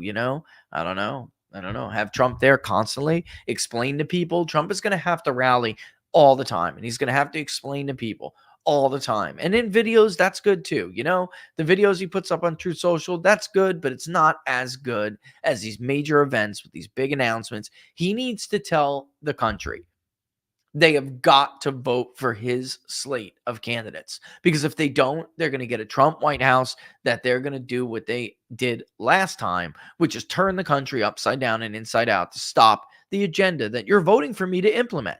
He has to explain that to people. There cannot be ticket splitters. The world has changed.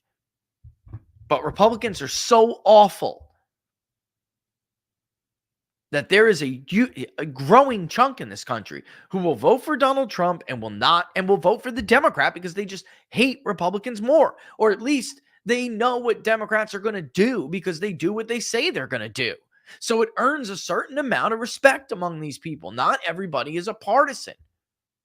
It's going to be up to Trump to say, you're voting for me. If you're voting for me, you have to vote for Kerry Lake. You have to vote for Dave McCormick. Bob Casey will never, never support the agenda that you want implemented. And they're going after Tester hard as hell. You got bigger fish to fry. If you can't beat Tester, then you're done anyway. He missed Tester by 2 points in 2018. This is a presidential election. It's different. Tester's still a tough, very formidable adversary. I just don't think they're doing enough there. Can you go over some of the recent UK polling on an episode? Yeah, we can do some UK polling if you want. I'll check that out next week. There's some really hot things happening there for people who don't know. This is like akin to, what it reminds me of, SPW? It reminds me of how Bush destroyed the Republican Party.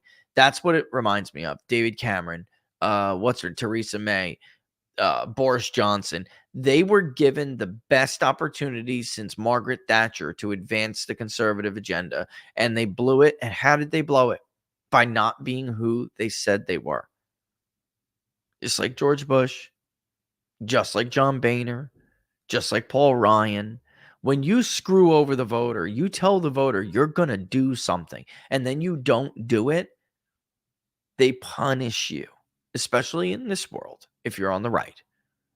It's unfair, but it is what it is, and stop bitching about it. You know how you can get around it? Do what you said you were going to do. Boris Johnson was supposed to be a liberty lover. He shut the whole country down and put the pain on everybody. I got a buddy, by the way, in the UK. I was just talking to him about this the other day. He's like, I have nobody to vote for. The left is crazy and the right is full of shit. I listened in COVID. They lied to me.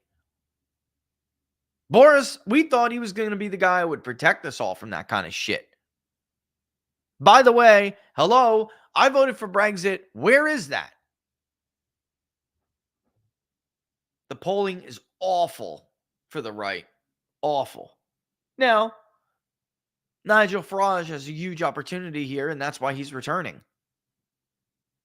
I really do think that England is a cautionary tale for the American right. The UK, period. Cautionary tale for the American right. Republicans, like the Tories, will be replaced by something else if they don't get their act together. And I think inevitably that's probably going to happen in both countries. Why? Because they're too corrupt to change.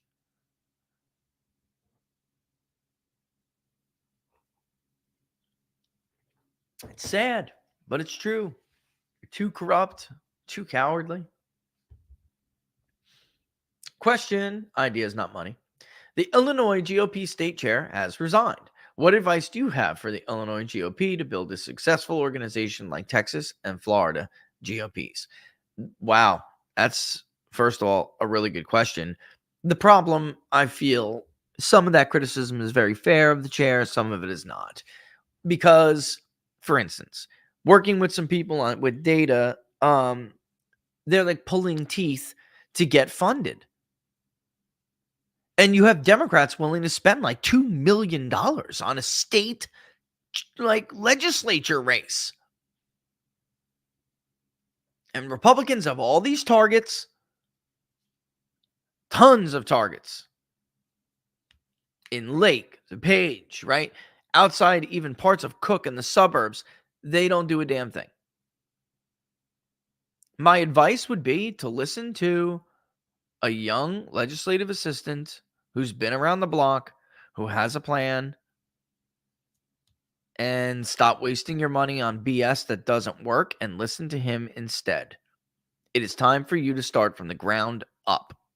You have targets who are totally disconnected from the political process. Tons of them.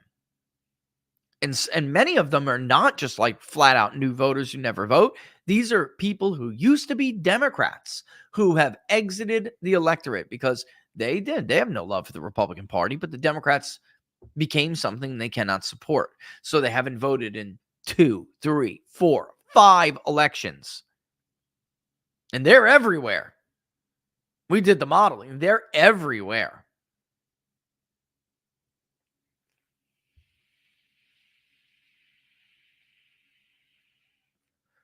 How's Bernie Moreno doing against Sherrod Brown? That's from Kimmy on YouTube. Another race I would personally like to poll because I don't believe some of the polls that Sherrod Brown is a lead like that. He may have still some lead because of his name recognition, but you know what? Let's check out real quick. Polls. Senate. Where do we get these Senate polls? Let's find Ohio. And I'm not necessarily looking for the last one. I'm looking for the aggregate. So East Carolina University has Brown up by 4, but he's only at 45%. Marist had Brown at had Brown at 50, and he's up by 5. That's bull. I don't believe that at all. Hill has him at 30, or did months ago. That's old. 39.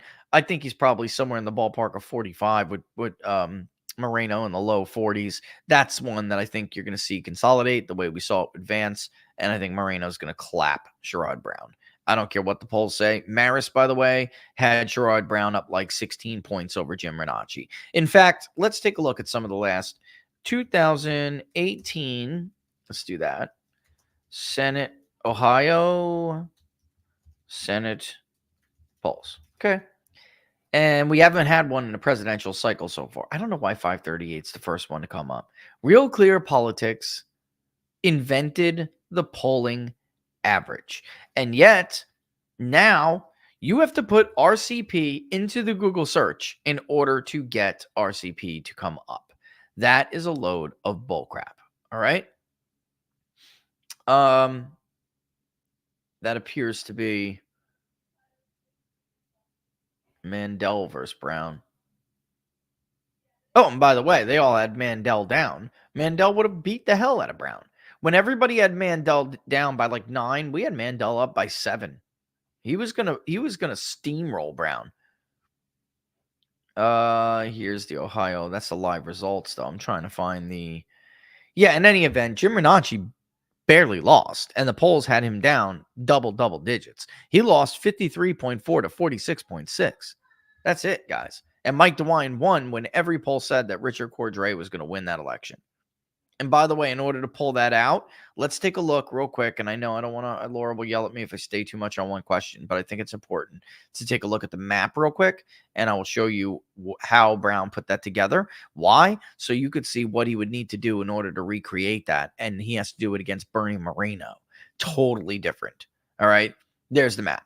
All right. So you're looking at the northeastern part of the Ohio Valley. All right. Which goes like that. All right. It was like that. So you have Columbiana County. Jim Renacci did carry that. Moreno will do it by more, especially with Trump in the ticket. Mahoning. Trump is going to carry Mahoning, but Sherrod Brown carried it 60.5 to 39.5.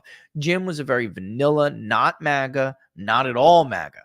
Republican candidate, more like in the vein of a Paul Ryan kind of Republican. So this is exactly what we would expect. Trumbull. 57.9% of the vote, Sherrod Brown won. That's not going to happen. Ashtabula was very, very, very close. Moreno's going to carry Ashtabula. He's also going to carry Trumbull against. I mean, this is where the fight will be from Mahoning to from Ashtabula to Columbiana. That's where the fight will be. So we'll see. There's obviously Franklin County. That's going to go for Brown, but not by as much.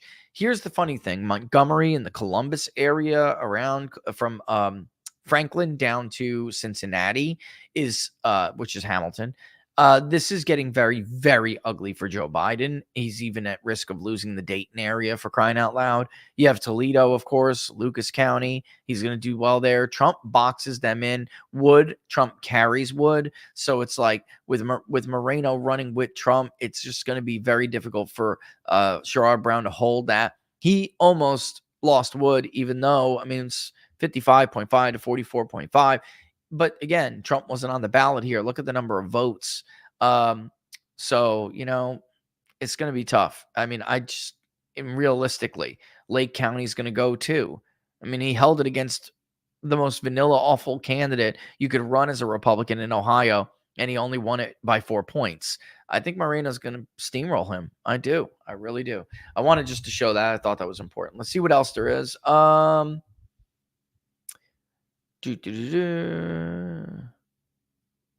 That's a good question. I can't wait to get to that one too. There are a lot of good questions here. Yeah, this Social Security thing, and I know Tim Pool's been talking about it. Listen, it's widely overblown. I would point you to the episode on Battleground Live with Sean Parnell. We did an entire segment. If both parties have access to the public record and the voter files. So if you were to see all of these like new immigrants come in and being added to the voter rolls, everybody would see that. All right.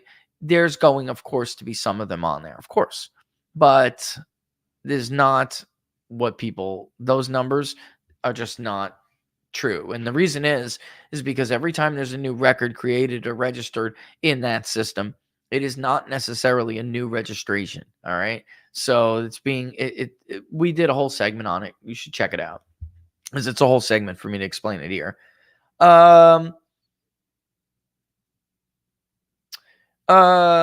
New member question. When I talked to Mark at Rasmussen, Mark Mitchell, you talking about? He said they could only poll people with landlines and not on do not call lists. You guys and other pollsters have same restrictions. That's a great question on YouTube, by the way, from S Peppers 69. New member. Oh, welcome aboard, brother. Welcome aboard. Or sister. I didn't look to see you. No, we don't, because we don't call landlines. And that's why we don't call landlines. There is a certain group of people, and then it's incumbent on Mark to make sure he knows who that group is, and then he's using the panel to get a more diversified sample that's going to cover for the people he can't speak to on landline. With me personally, landlines are out for me. All right, they're out. Emerson's been doing a good job with them too, but I don't feel it's necessary. I'm reaching those voters that are really like IVR specific, because landline is the only way you can call using IVR, interactive voice response. And even then, there can be restrictions with any kind of robocall technology that uses an auto dialer. All right. So That's why peer-to-peer was such an important thing for me to help develop, because you can reach everyone and you're going to get around the auto dialer rules if it's peer-to-peer. And also, if it's political in nature, you don't have to worry about the do not call list as long as you're not using robo technology. Okay. So there are people who always, when we call them on their cell phone or we text them on their cell phone, I'm on the do not call list. I'm going to get you fined. And we're just like, you know what? Sorry for bothering you, sir. So you're uninterested in taking the survey? Okay, goodbye. They can call whoever they want. It doesn't matter. As a public pollster is not using auto dial technology, I am exempt from those restrictions. So we have had people call, and the people call and tell us it was a complaint. Yeah, but it doesn't matter. There's nothing they can do. So we are not. We're using cell phones and online panels. We are reaching everybody that we need to reach. So I just don't see any reason to use IVR anymore. Although I understand other people still are. Mark is, Spencer is at Emerson, and they're making it work for them, but I just don't see the need for it. So it's out. It's like one more thing that I would unnecessarily have to pay for when I know I favor cell phone collection. So it's not even that I favor it. I just think that their response rates, their participation rates, just are so much better. And by the way, their open rates, if you want to call it that, like their initial contact rates, you're going to get so many people, so many more people who react to the text to their cell phone or call to their cell phone than when you call a landline. For me, that's always been our kit. We haven't used IVR since 2018, I think. We did some in 2020 just to be able to compare live caller versus IVR. And honestly, the panel did the best in 2020. So we didn't use any of those IVR responses. It was purely academic, you know. But yeah, they're out for us. Everyone to each his own, but they're out for us. Mike Rogers is a deep state hack. He shouldn't be in the Senate any more than Slotkin. Jonathan G, 94. Well, I agree with that 100%. I'm with you. And this is the problem with some of the candidates that they have. I absolutely would have voted for Craig if I was a Michigan voter. Easy. His campaign is just always filled with a bunch of idiots who don't know how to do their damn job, and he never makes it. Meanwhile, he polls ahead of Slotkin. Everybody loves him. For those who do not know who we're talking about, he's a black Republican who held office in a Democratic area, and he's super popular in that area. I don't know how you're going to convince people to vote for Mike Rogers over Slotkin in like Saginaw, in like Macomb, even Monroe.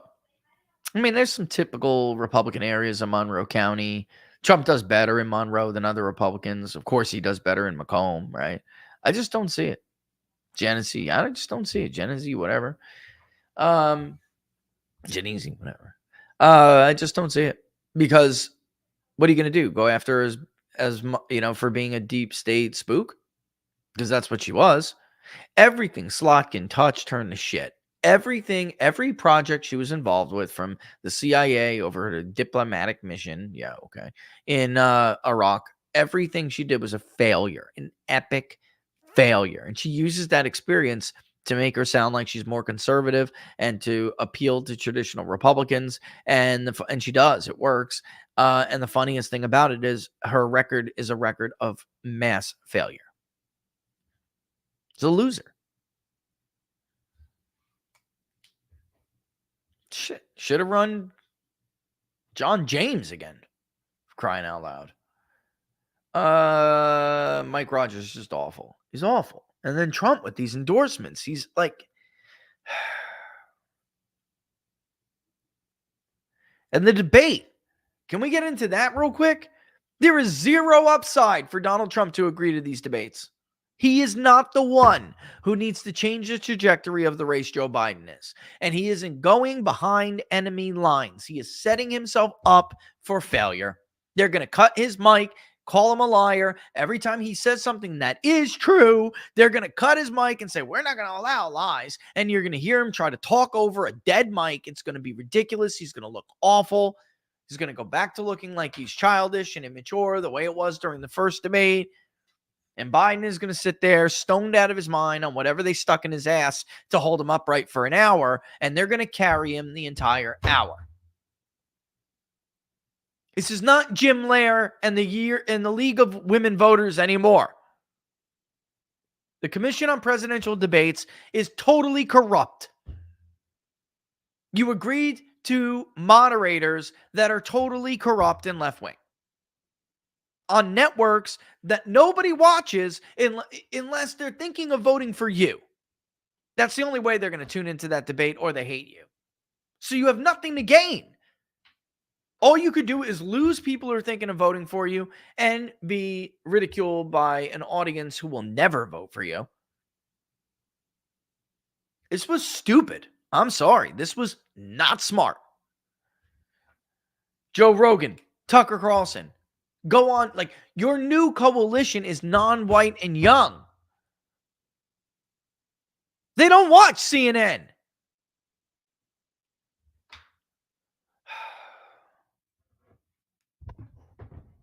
It's pointless.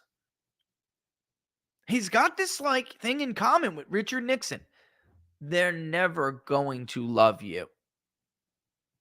They're never going to accept you. This is not the business community. It's not even the entertainment industry that you're used to.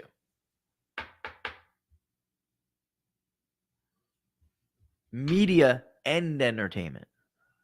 You've now entered the political sphere of that industry. And if you don't think they can give him the latest wonder drug to keep a mentally deranged and retarded, senile old person witty for an hour, you're nuts. He's the president of the United States. He'll be fine. Especially in that environment. That's why they didn't want an audience. What happens to senile people when they're ridiculed? They get angry. What happens to senile people when they get lost and the moderator's not going to be there to save them because Trump has not agreed to mic cutting and the shadow audiences? They get frustrated and they dig into themselves and they get madder and madder, can't find the words that they're looking for. And then they just fly off the handle. If you were going to do one of these debates, that's the debate you should have agreed to. You should have held him to account. You had all the cards and you just gave them up. Stupid. It's not smart.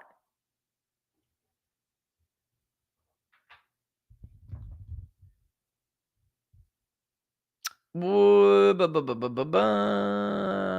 of these Ohio Senate polls have me positive about Moreno's chances, considering how poor Ohio tends to poll. Moreno will win Eastern Ohio, in my opinion. That's Nico on YouTube. I'm with you 100%, Nico.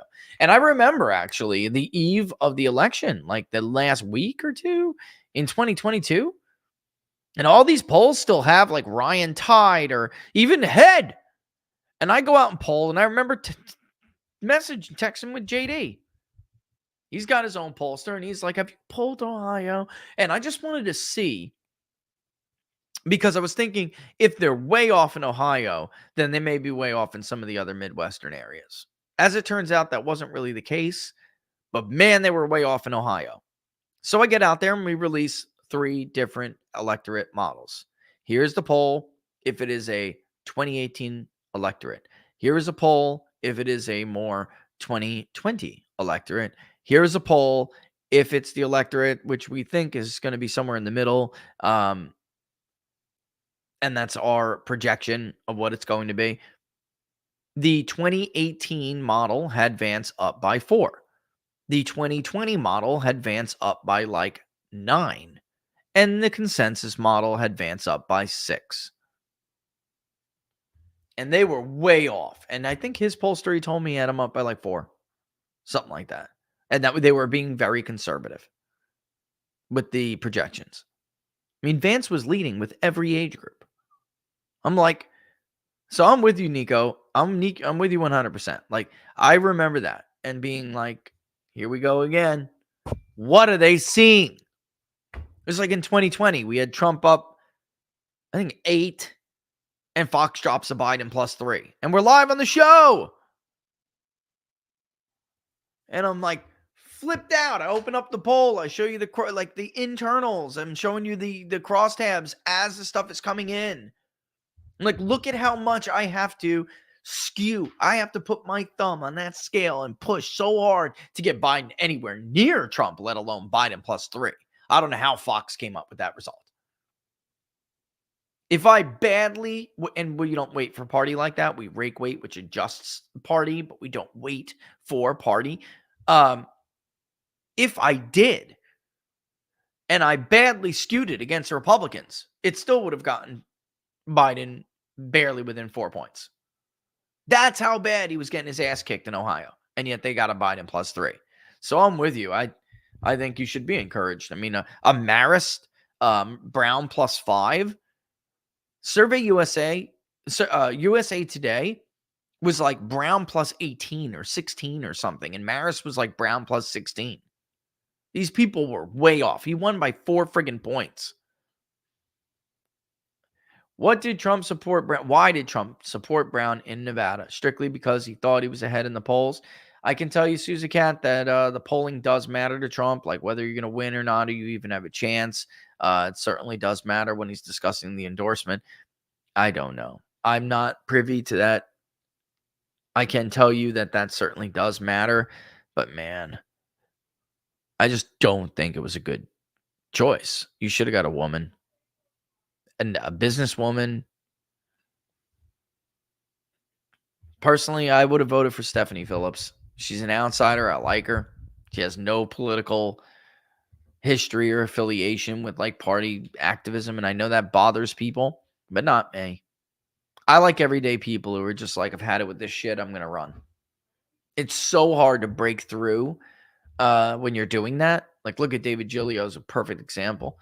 Obviously, far and away, the best person to send to Congress in that district. And it's just so hard to break through because of what the amount you have to overcome.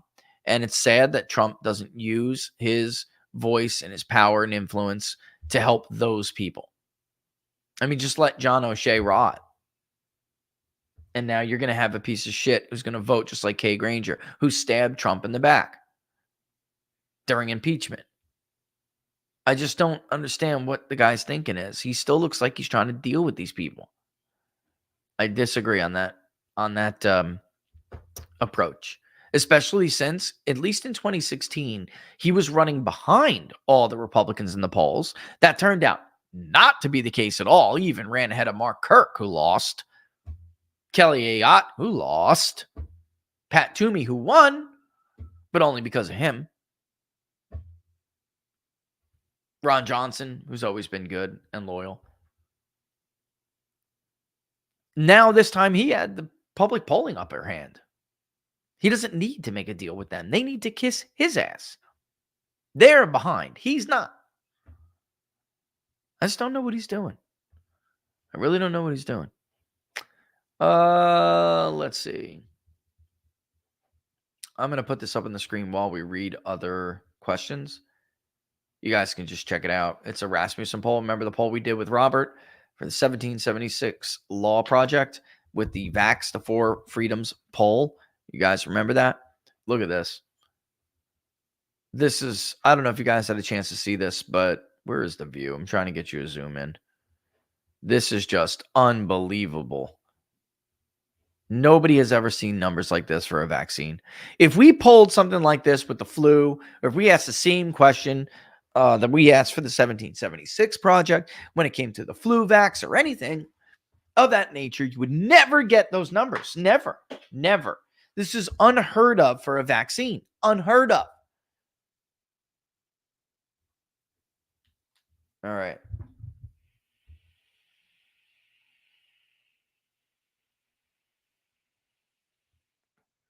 Wow, that's a unique question. Spy the Liar on YouTube. What the people really want to know is, how are you doing, Rich? Getting enough to eat? Enough sleep? Quality time with your family? Are you taking time to smell the roses? Spy, I've been thinking about this lately. Laura's father, obviously, remember what happened? Life is short. My own brother had a heart attack just a couple of weeks ago. Am I taking enough time to smell the roses? I don't believe I am. I'm certainly not getting enough sleep. My 4-year-old keeps coming in the middle of the night. He kicks the hell out of me. I love him to death, but I can't sleep for nothing.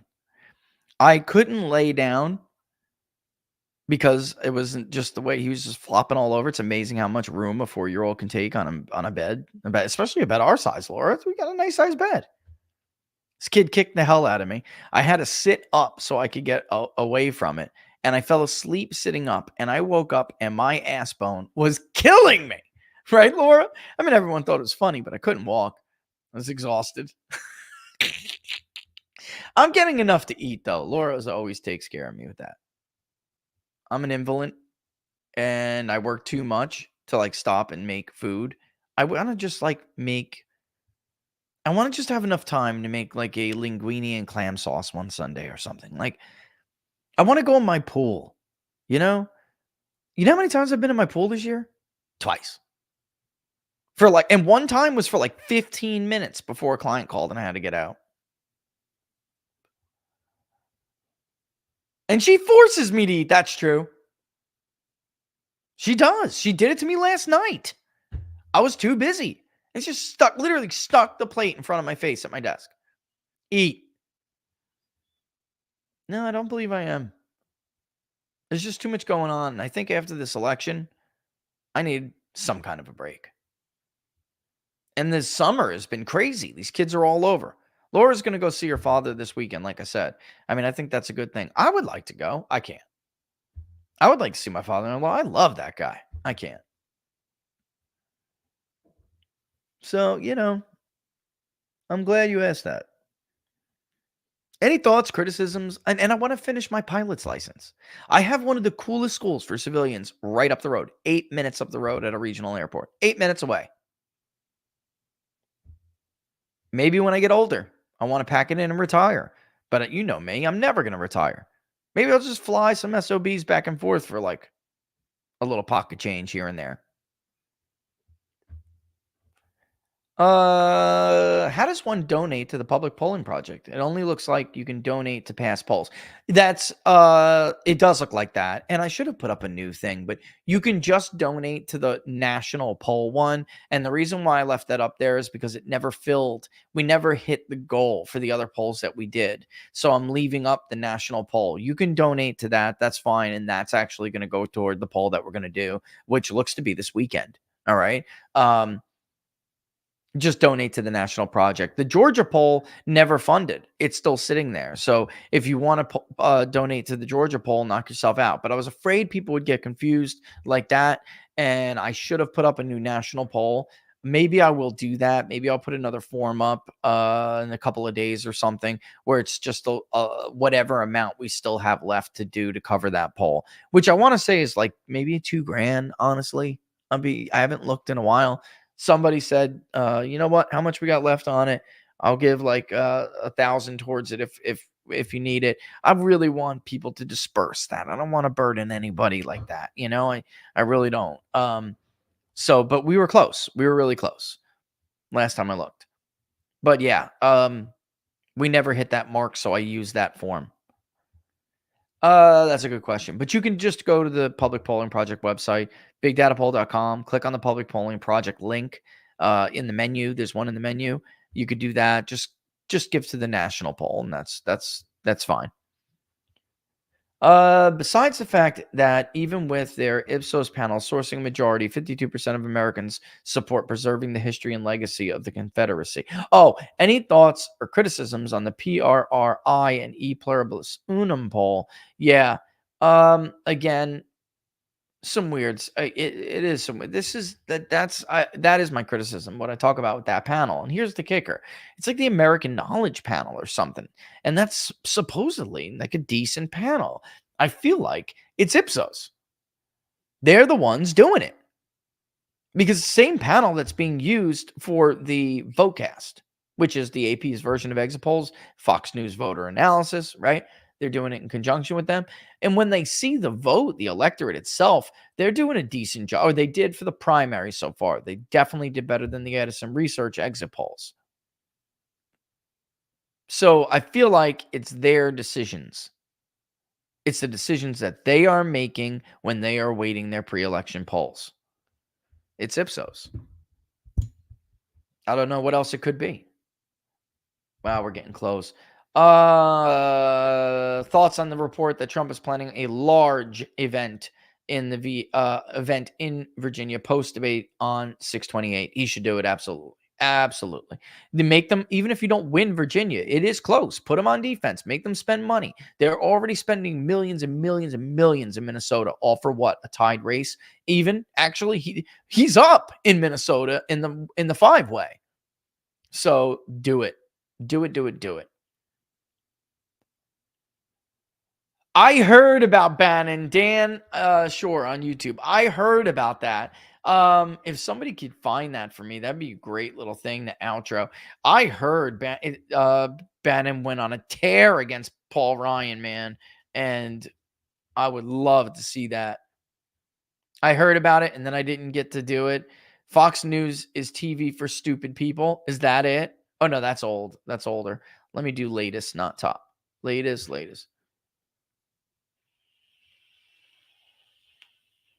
Well, I think I see it. He blasts Paul Ryan over cowardice and Trump derangement syndrome, the post-millennial.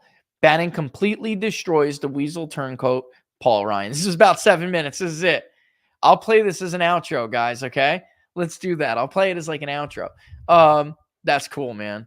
I'm so glad you kind of reminded me of that, because I heard they were like, dude, Steve ripped Paul Ryan up, and I went to go look at it, and I didn't have a chance to look at it. So here it is. We'll leave it for now. I'll play it on the outro. Can we tell what fraction of UK conservatives might just outright switch to reform if the conservatives drop out of the big two slots, or does coalition government make that less likely? You know, Sandy, we can tell that if we were to poll it. Polling in the UK is typically very awful. Again, Reuters polls it, YouGov polls it. There's some good ones. I would like to check that out. It's just, it would have to be me who does it, because they don't ever release like decent crosstabs, and they don't nest anything like we nest with our crosstabs. They just don't give enough. Pollsters don't give enough. Why do you think Mike Johnson is refusing to help keep Bannon out of jail? Do you think he's just waiting until the last minute? No, I think Mike Johnson has lost his damn mind. I do. And I was worried this was going to happen. We were going to take somebody with a great right-wing voting record and throw him into a job that nobody wants. Is whoever it is going to get beat up and bribed and two Bs. And we should just left it to Kevin McCarthy. And if you don't like Kevin McCarthy, then let him get the shit kicked out of him. Let him take all of the political fire. Let him take all of the headwinds. Instead, we took a good vote. He's obviously lost his mind. I'm a man for the time. What? Just like Roosevelt in World War II. And he's lost it. Would it be wise for a super PAC to spend money on billboards in Dearborn, Michigan, thanking Biden for his support of Israel, or is it urban areas thanking Biden for the billions spent on illegals? I actually think that there's probably wiser ways to spend that money. Billboards are not always the greatest way, unless you can get media coverage of it. All right. Yeah, I think I agree with Laura that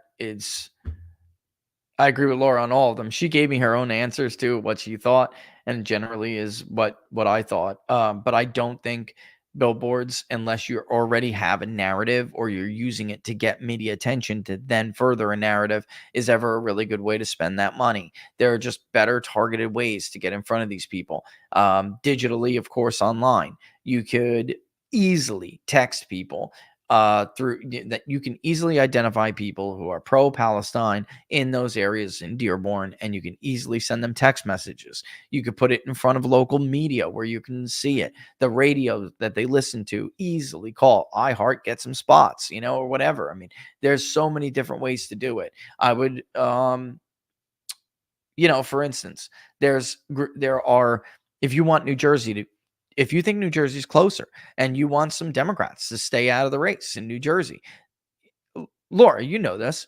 You run those ads on Hot 97, right? You run those ads on Hot 97. You make sure it hits everybody in Bergen. You make sure it hits everybody in starts with a P. Passaic. No, is it? No, man, I'm farting out over here. But Newark certainly has pro-Palestine areas. You make sure that everyone that listens to those, they're not going to hear Q104.3. That's for damn sure. They're not listening to 95.9 The Rat. Hot 97, baby. Hot 97. Which, by the way, Trump is doing a very good job. I did not get a chance to read you the article that is on radio ads that Trump is targeting black voters with. Decision Desk had a really good analysis. If you guys did not see it, and you guys should definitely check it out because he's doing the right thing. Like Trump, he's from New York, so he understands. He understands that you're not going to go to Bedford-Stuy and hear Q104.3 like, Boston more than a feeling, like banging on somebody's stoop. That's not going to happen. Although Biggie was a very eclectic guy, right, Laura? He was a very eclectic young man. He knew like songs, he would incorporate all this stuff in his rap. You're like, how the hell does this kid know this stuff? Biggie was really really well-versed in stuff, really well. But generally speaking, especially now, that ain't going to happen. All right.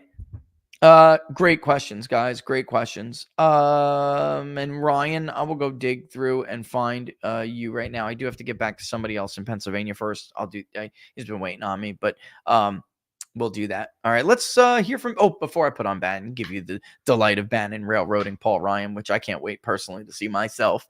Don't forget to like the videos. If you like them, smash that like button. And if you're on YouTube, it would be great if you could just mosey on over to Rumble, sign up there, subscribe, and like there as well. It is so helpful and very appreciated. Thanks, of course, to Freedom Gold USA, who sponsors the program. As always, our buddies at Jam and Bean, which is down below. All of those links are in the description, as well as the Public Polling Project, which I already could see the metrics that you guys are pushing right now. Thank you so much for doing that. Easy, right there. BigDataPoll.com, and you will see it. Multiple links to it. Just go in the menu and you will see it and you can link to it. If you're on Locals, which is of course the best place to support us, join and support, become a supporter on Locals, peoplespundit.locals.com. When you get there, you will see a little image, a little graphic, a little hands in the air. It says support our polls. That's another very easy way to the Public Polling Project. All right. So with that in mind, I'm out. Don't forget to call Brian and get yourself. Take advantage of that deal with Freedom Gold USA. Nobody does deals like that, from radio to podcasting. All these gold companies that you hear, none of them have ever run a deal like Brian has offered to run for our viewers and our listeners. So if you can, take advantage of it and get yourself in that raffle and get yourself some free currency. Someone's going to hit that raffle, right? And Laura, we have got to call Brian our damn selves today and do that. All right. So, with that in mind, I'm out. I hope everybody has a super safe weekend. And like you asked, Spy the Liar, I hope you all take time to smell the roses. Go in the pool with your family. Go have a barbecue. Put something on the grill. Whatever it may be. Spend the time in Saturday morning watching cartoons with your kids, if you have young kids, or watch a movie with your family on Saturday night, and whatever it is that everyone's got something different. My son and I, we have weird things we love to do. We love to take samples from the water out of the pool and go to the pool company. And with that stupid little stuff like that it's very, very important. All right. Life is short. Smell the roses. Spot the liars right. All right. With that in mind, I'm out like trout on a fishing route. Here's Bannon. Thanks for watching Inside the Numbers, folks. This should be fun. Paul Ryan Accolades, tell me anything in your life. Give me a fight that you stood in the breach in. On Billy Bush weekend, where they tried to smear you stood? No, you cut and ran. When we're coming into the close in 16 to stop the Clintons from taking over with Merrick Garland, the Supreme Court. Think about that for a second. It's all in the balance. That's the defining moment. In war, it comes down to a couple of minutes that defines you forever. And in that moment, you showed your character. You ran and hid in Wisconsin. You would not have us come to Wisconsin, and you said, I will get Johnson, and it will be a humiliation. You can't come. That's character, bro. Let me give you character about 2018. You cut and ran on an individual who worked a tax cut, was trying to build the wall, and gave us peace and prosperity. You cut and ran. So please, Murdoch, Lachlan, James, any of you, Jesse Waters, Sean Hannity, Laura Ingraham, give it to me. Show me where the guy Paul Ryan has ever had any character when it mattered. When you're in the middle of a fight and you don't know how it's going to turn out. And it could go the other way on you. That's character in the defining moment. In the defining moment of his political life, every time there's a crisis, he runs. And you're going to have him sit there and lecture us about the character of a man who went back to Mar-a-Lago when he could have retired, and he turned around understanding he was going to go to prison and they were going to bankrupt him and they were going to do everything to him. And he said, hell no. I'm coming back to fight for that republic. Well, that's a guy I will stand with. And the Murdochs are disgusting. And if you watch Fox, you're supporting it. Why is he not off the board of directors? Why is he there? To mock one of the greatest Americans in the history of this country. And yes, Donald John Trump has a couple of 3 flaws. He's not a perfect instrument, if you haven't noticed. But who is? And his imperfections only make him greater. Because this is not an era of normal politics. What are you missing? Why do you think Rachel Maddow, they're not sad, and she doesn't cry when Paul Ryan is up there? That's what they want. They want to go back to the controlled opposition and just have the country taken. With those guys just whistling along and going to conferences and, going out to, Palm Springs and having a conference. And we're going to talk about tax cuts and budgets as we approve the spending time and time and time again in the forever wars, time and time and time again. Don't take it from me. Let's read it from our beloved leader, our president. This is True Social. And I quote, "Nobody can ever trust Fox News, and I am one of them, with the weak and ineffective rhino Paul Ryan on its board of directors. He's a total lightweight, a failed and pathetic Speaker of the House, and a very disloyal person. Romney was bad, but Paul Ryan made him look worse. As a team, they never had a chance. Rupert and Lachlan, get that dog off your board. You don't need him. All you need is Trump. Make America great again." This is the family with Paul Ryan on the board. This is old man Murdoch, that demon. He sent an email out. They're going to make Trump a non-person. It's not that we at Fox have a policy position and, we disagree with, we don't disagree with anything Trump did in the White House. We loved all that. And we really wanted the tax cuts, and we loved where the economy was and the stock market was. But we're going to make him a non-person. A non-person. A non-person. That's not a policy disagreement. Why did they say that? They hate you. I think the Murdochs are sitting there going, man, we really love our audience, and we really care what MAGA's doing, and we want to have MAGA's back, and we want to support these folks. You think that? You think that? Hey, Fox, I'm waiting for the special on Paul Ryan, Profiles in Courage. Please, any of the nighttime hosts, you got massive shows, huge audiences. Just send it to us. Anything. Do it on the show. Tweet it, text it. Do anything you want. I'd like to know, and Paul Ryan and Neil Cavuto. Neil Cavuto, can you give me 3 examples of courage and character that Paul Ryan has ever shown anywhere? Please tell me. Oh, remember Paul Ryan had that big transformation. He's going to go back, and he went to a couple of black schools, and that was supposed to be the great awakening of the new Abraham Lincoln.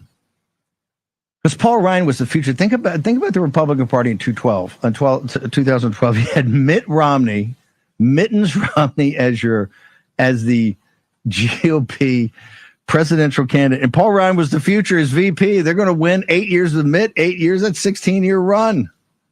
Not bad with Paul Ryan. Think of where this country be. Oh, my God. Can you please show me? I can show you 3 where he bailed. I can show you 3 where he's a yellow belly coward. In the breach where you got to stand in and you don't know what way it's going to go. You got to stand in that breach and that moment defines you. I got 3 that I saw him. He's a gutless coward. PX90 and all your workouts and your 8% body fat and your hat worn on backwards to show me that you're cool. Goofball. I think it was a Breitbart. Remember, I think we showed that he got a wall around his. Oh, I won't go into those old days of Matt Boyle and Tony Lee and those guys picking on him. President's right. And we got him nervous. Paul Ryan and Mitt Romney and Mitch McConnell never had him nervous. They love those guys. They love them. That's half of MSNBC staff is former Republicans. Tim Miller and those guys. Charlie, they had bigger paychecks than they ever got in their life. They got more airtime than they ever got in their life. But we got them. Rachel Maddow's sad. She's worried. McCabe is sad. You know why he's worried. We went through that today. But my favorite is Donnie Deutsch.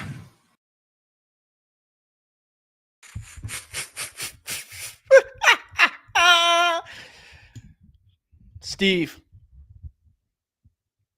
you're a legend. Thanks for watching Inside the Numbers.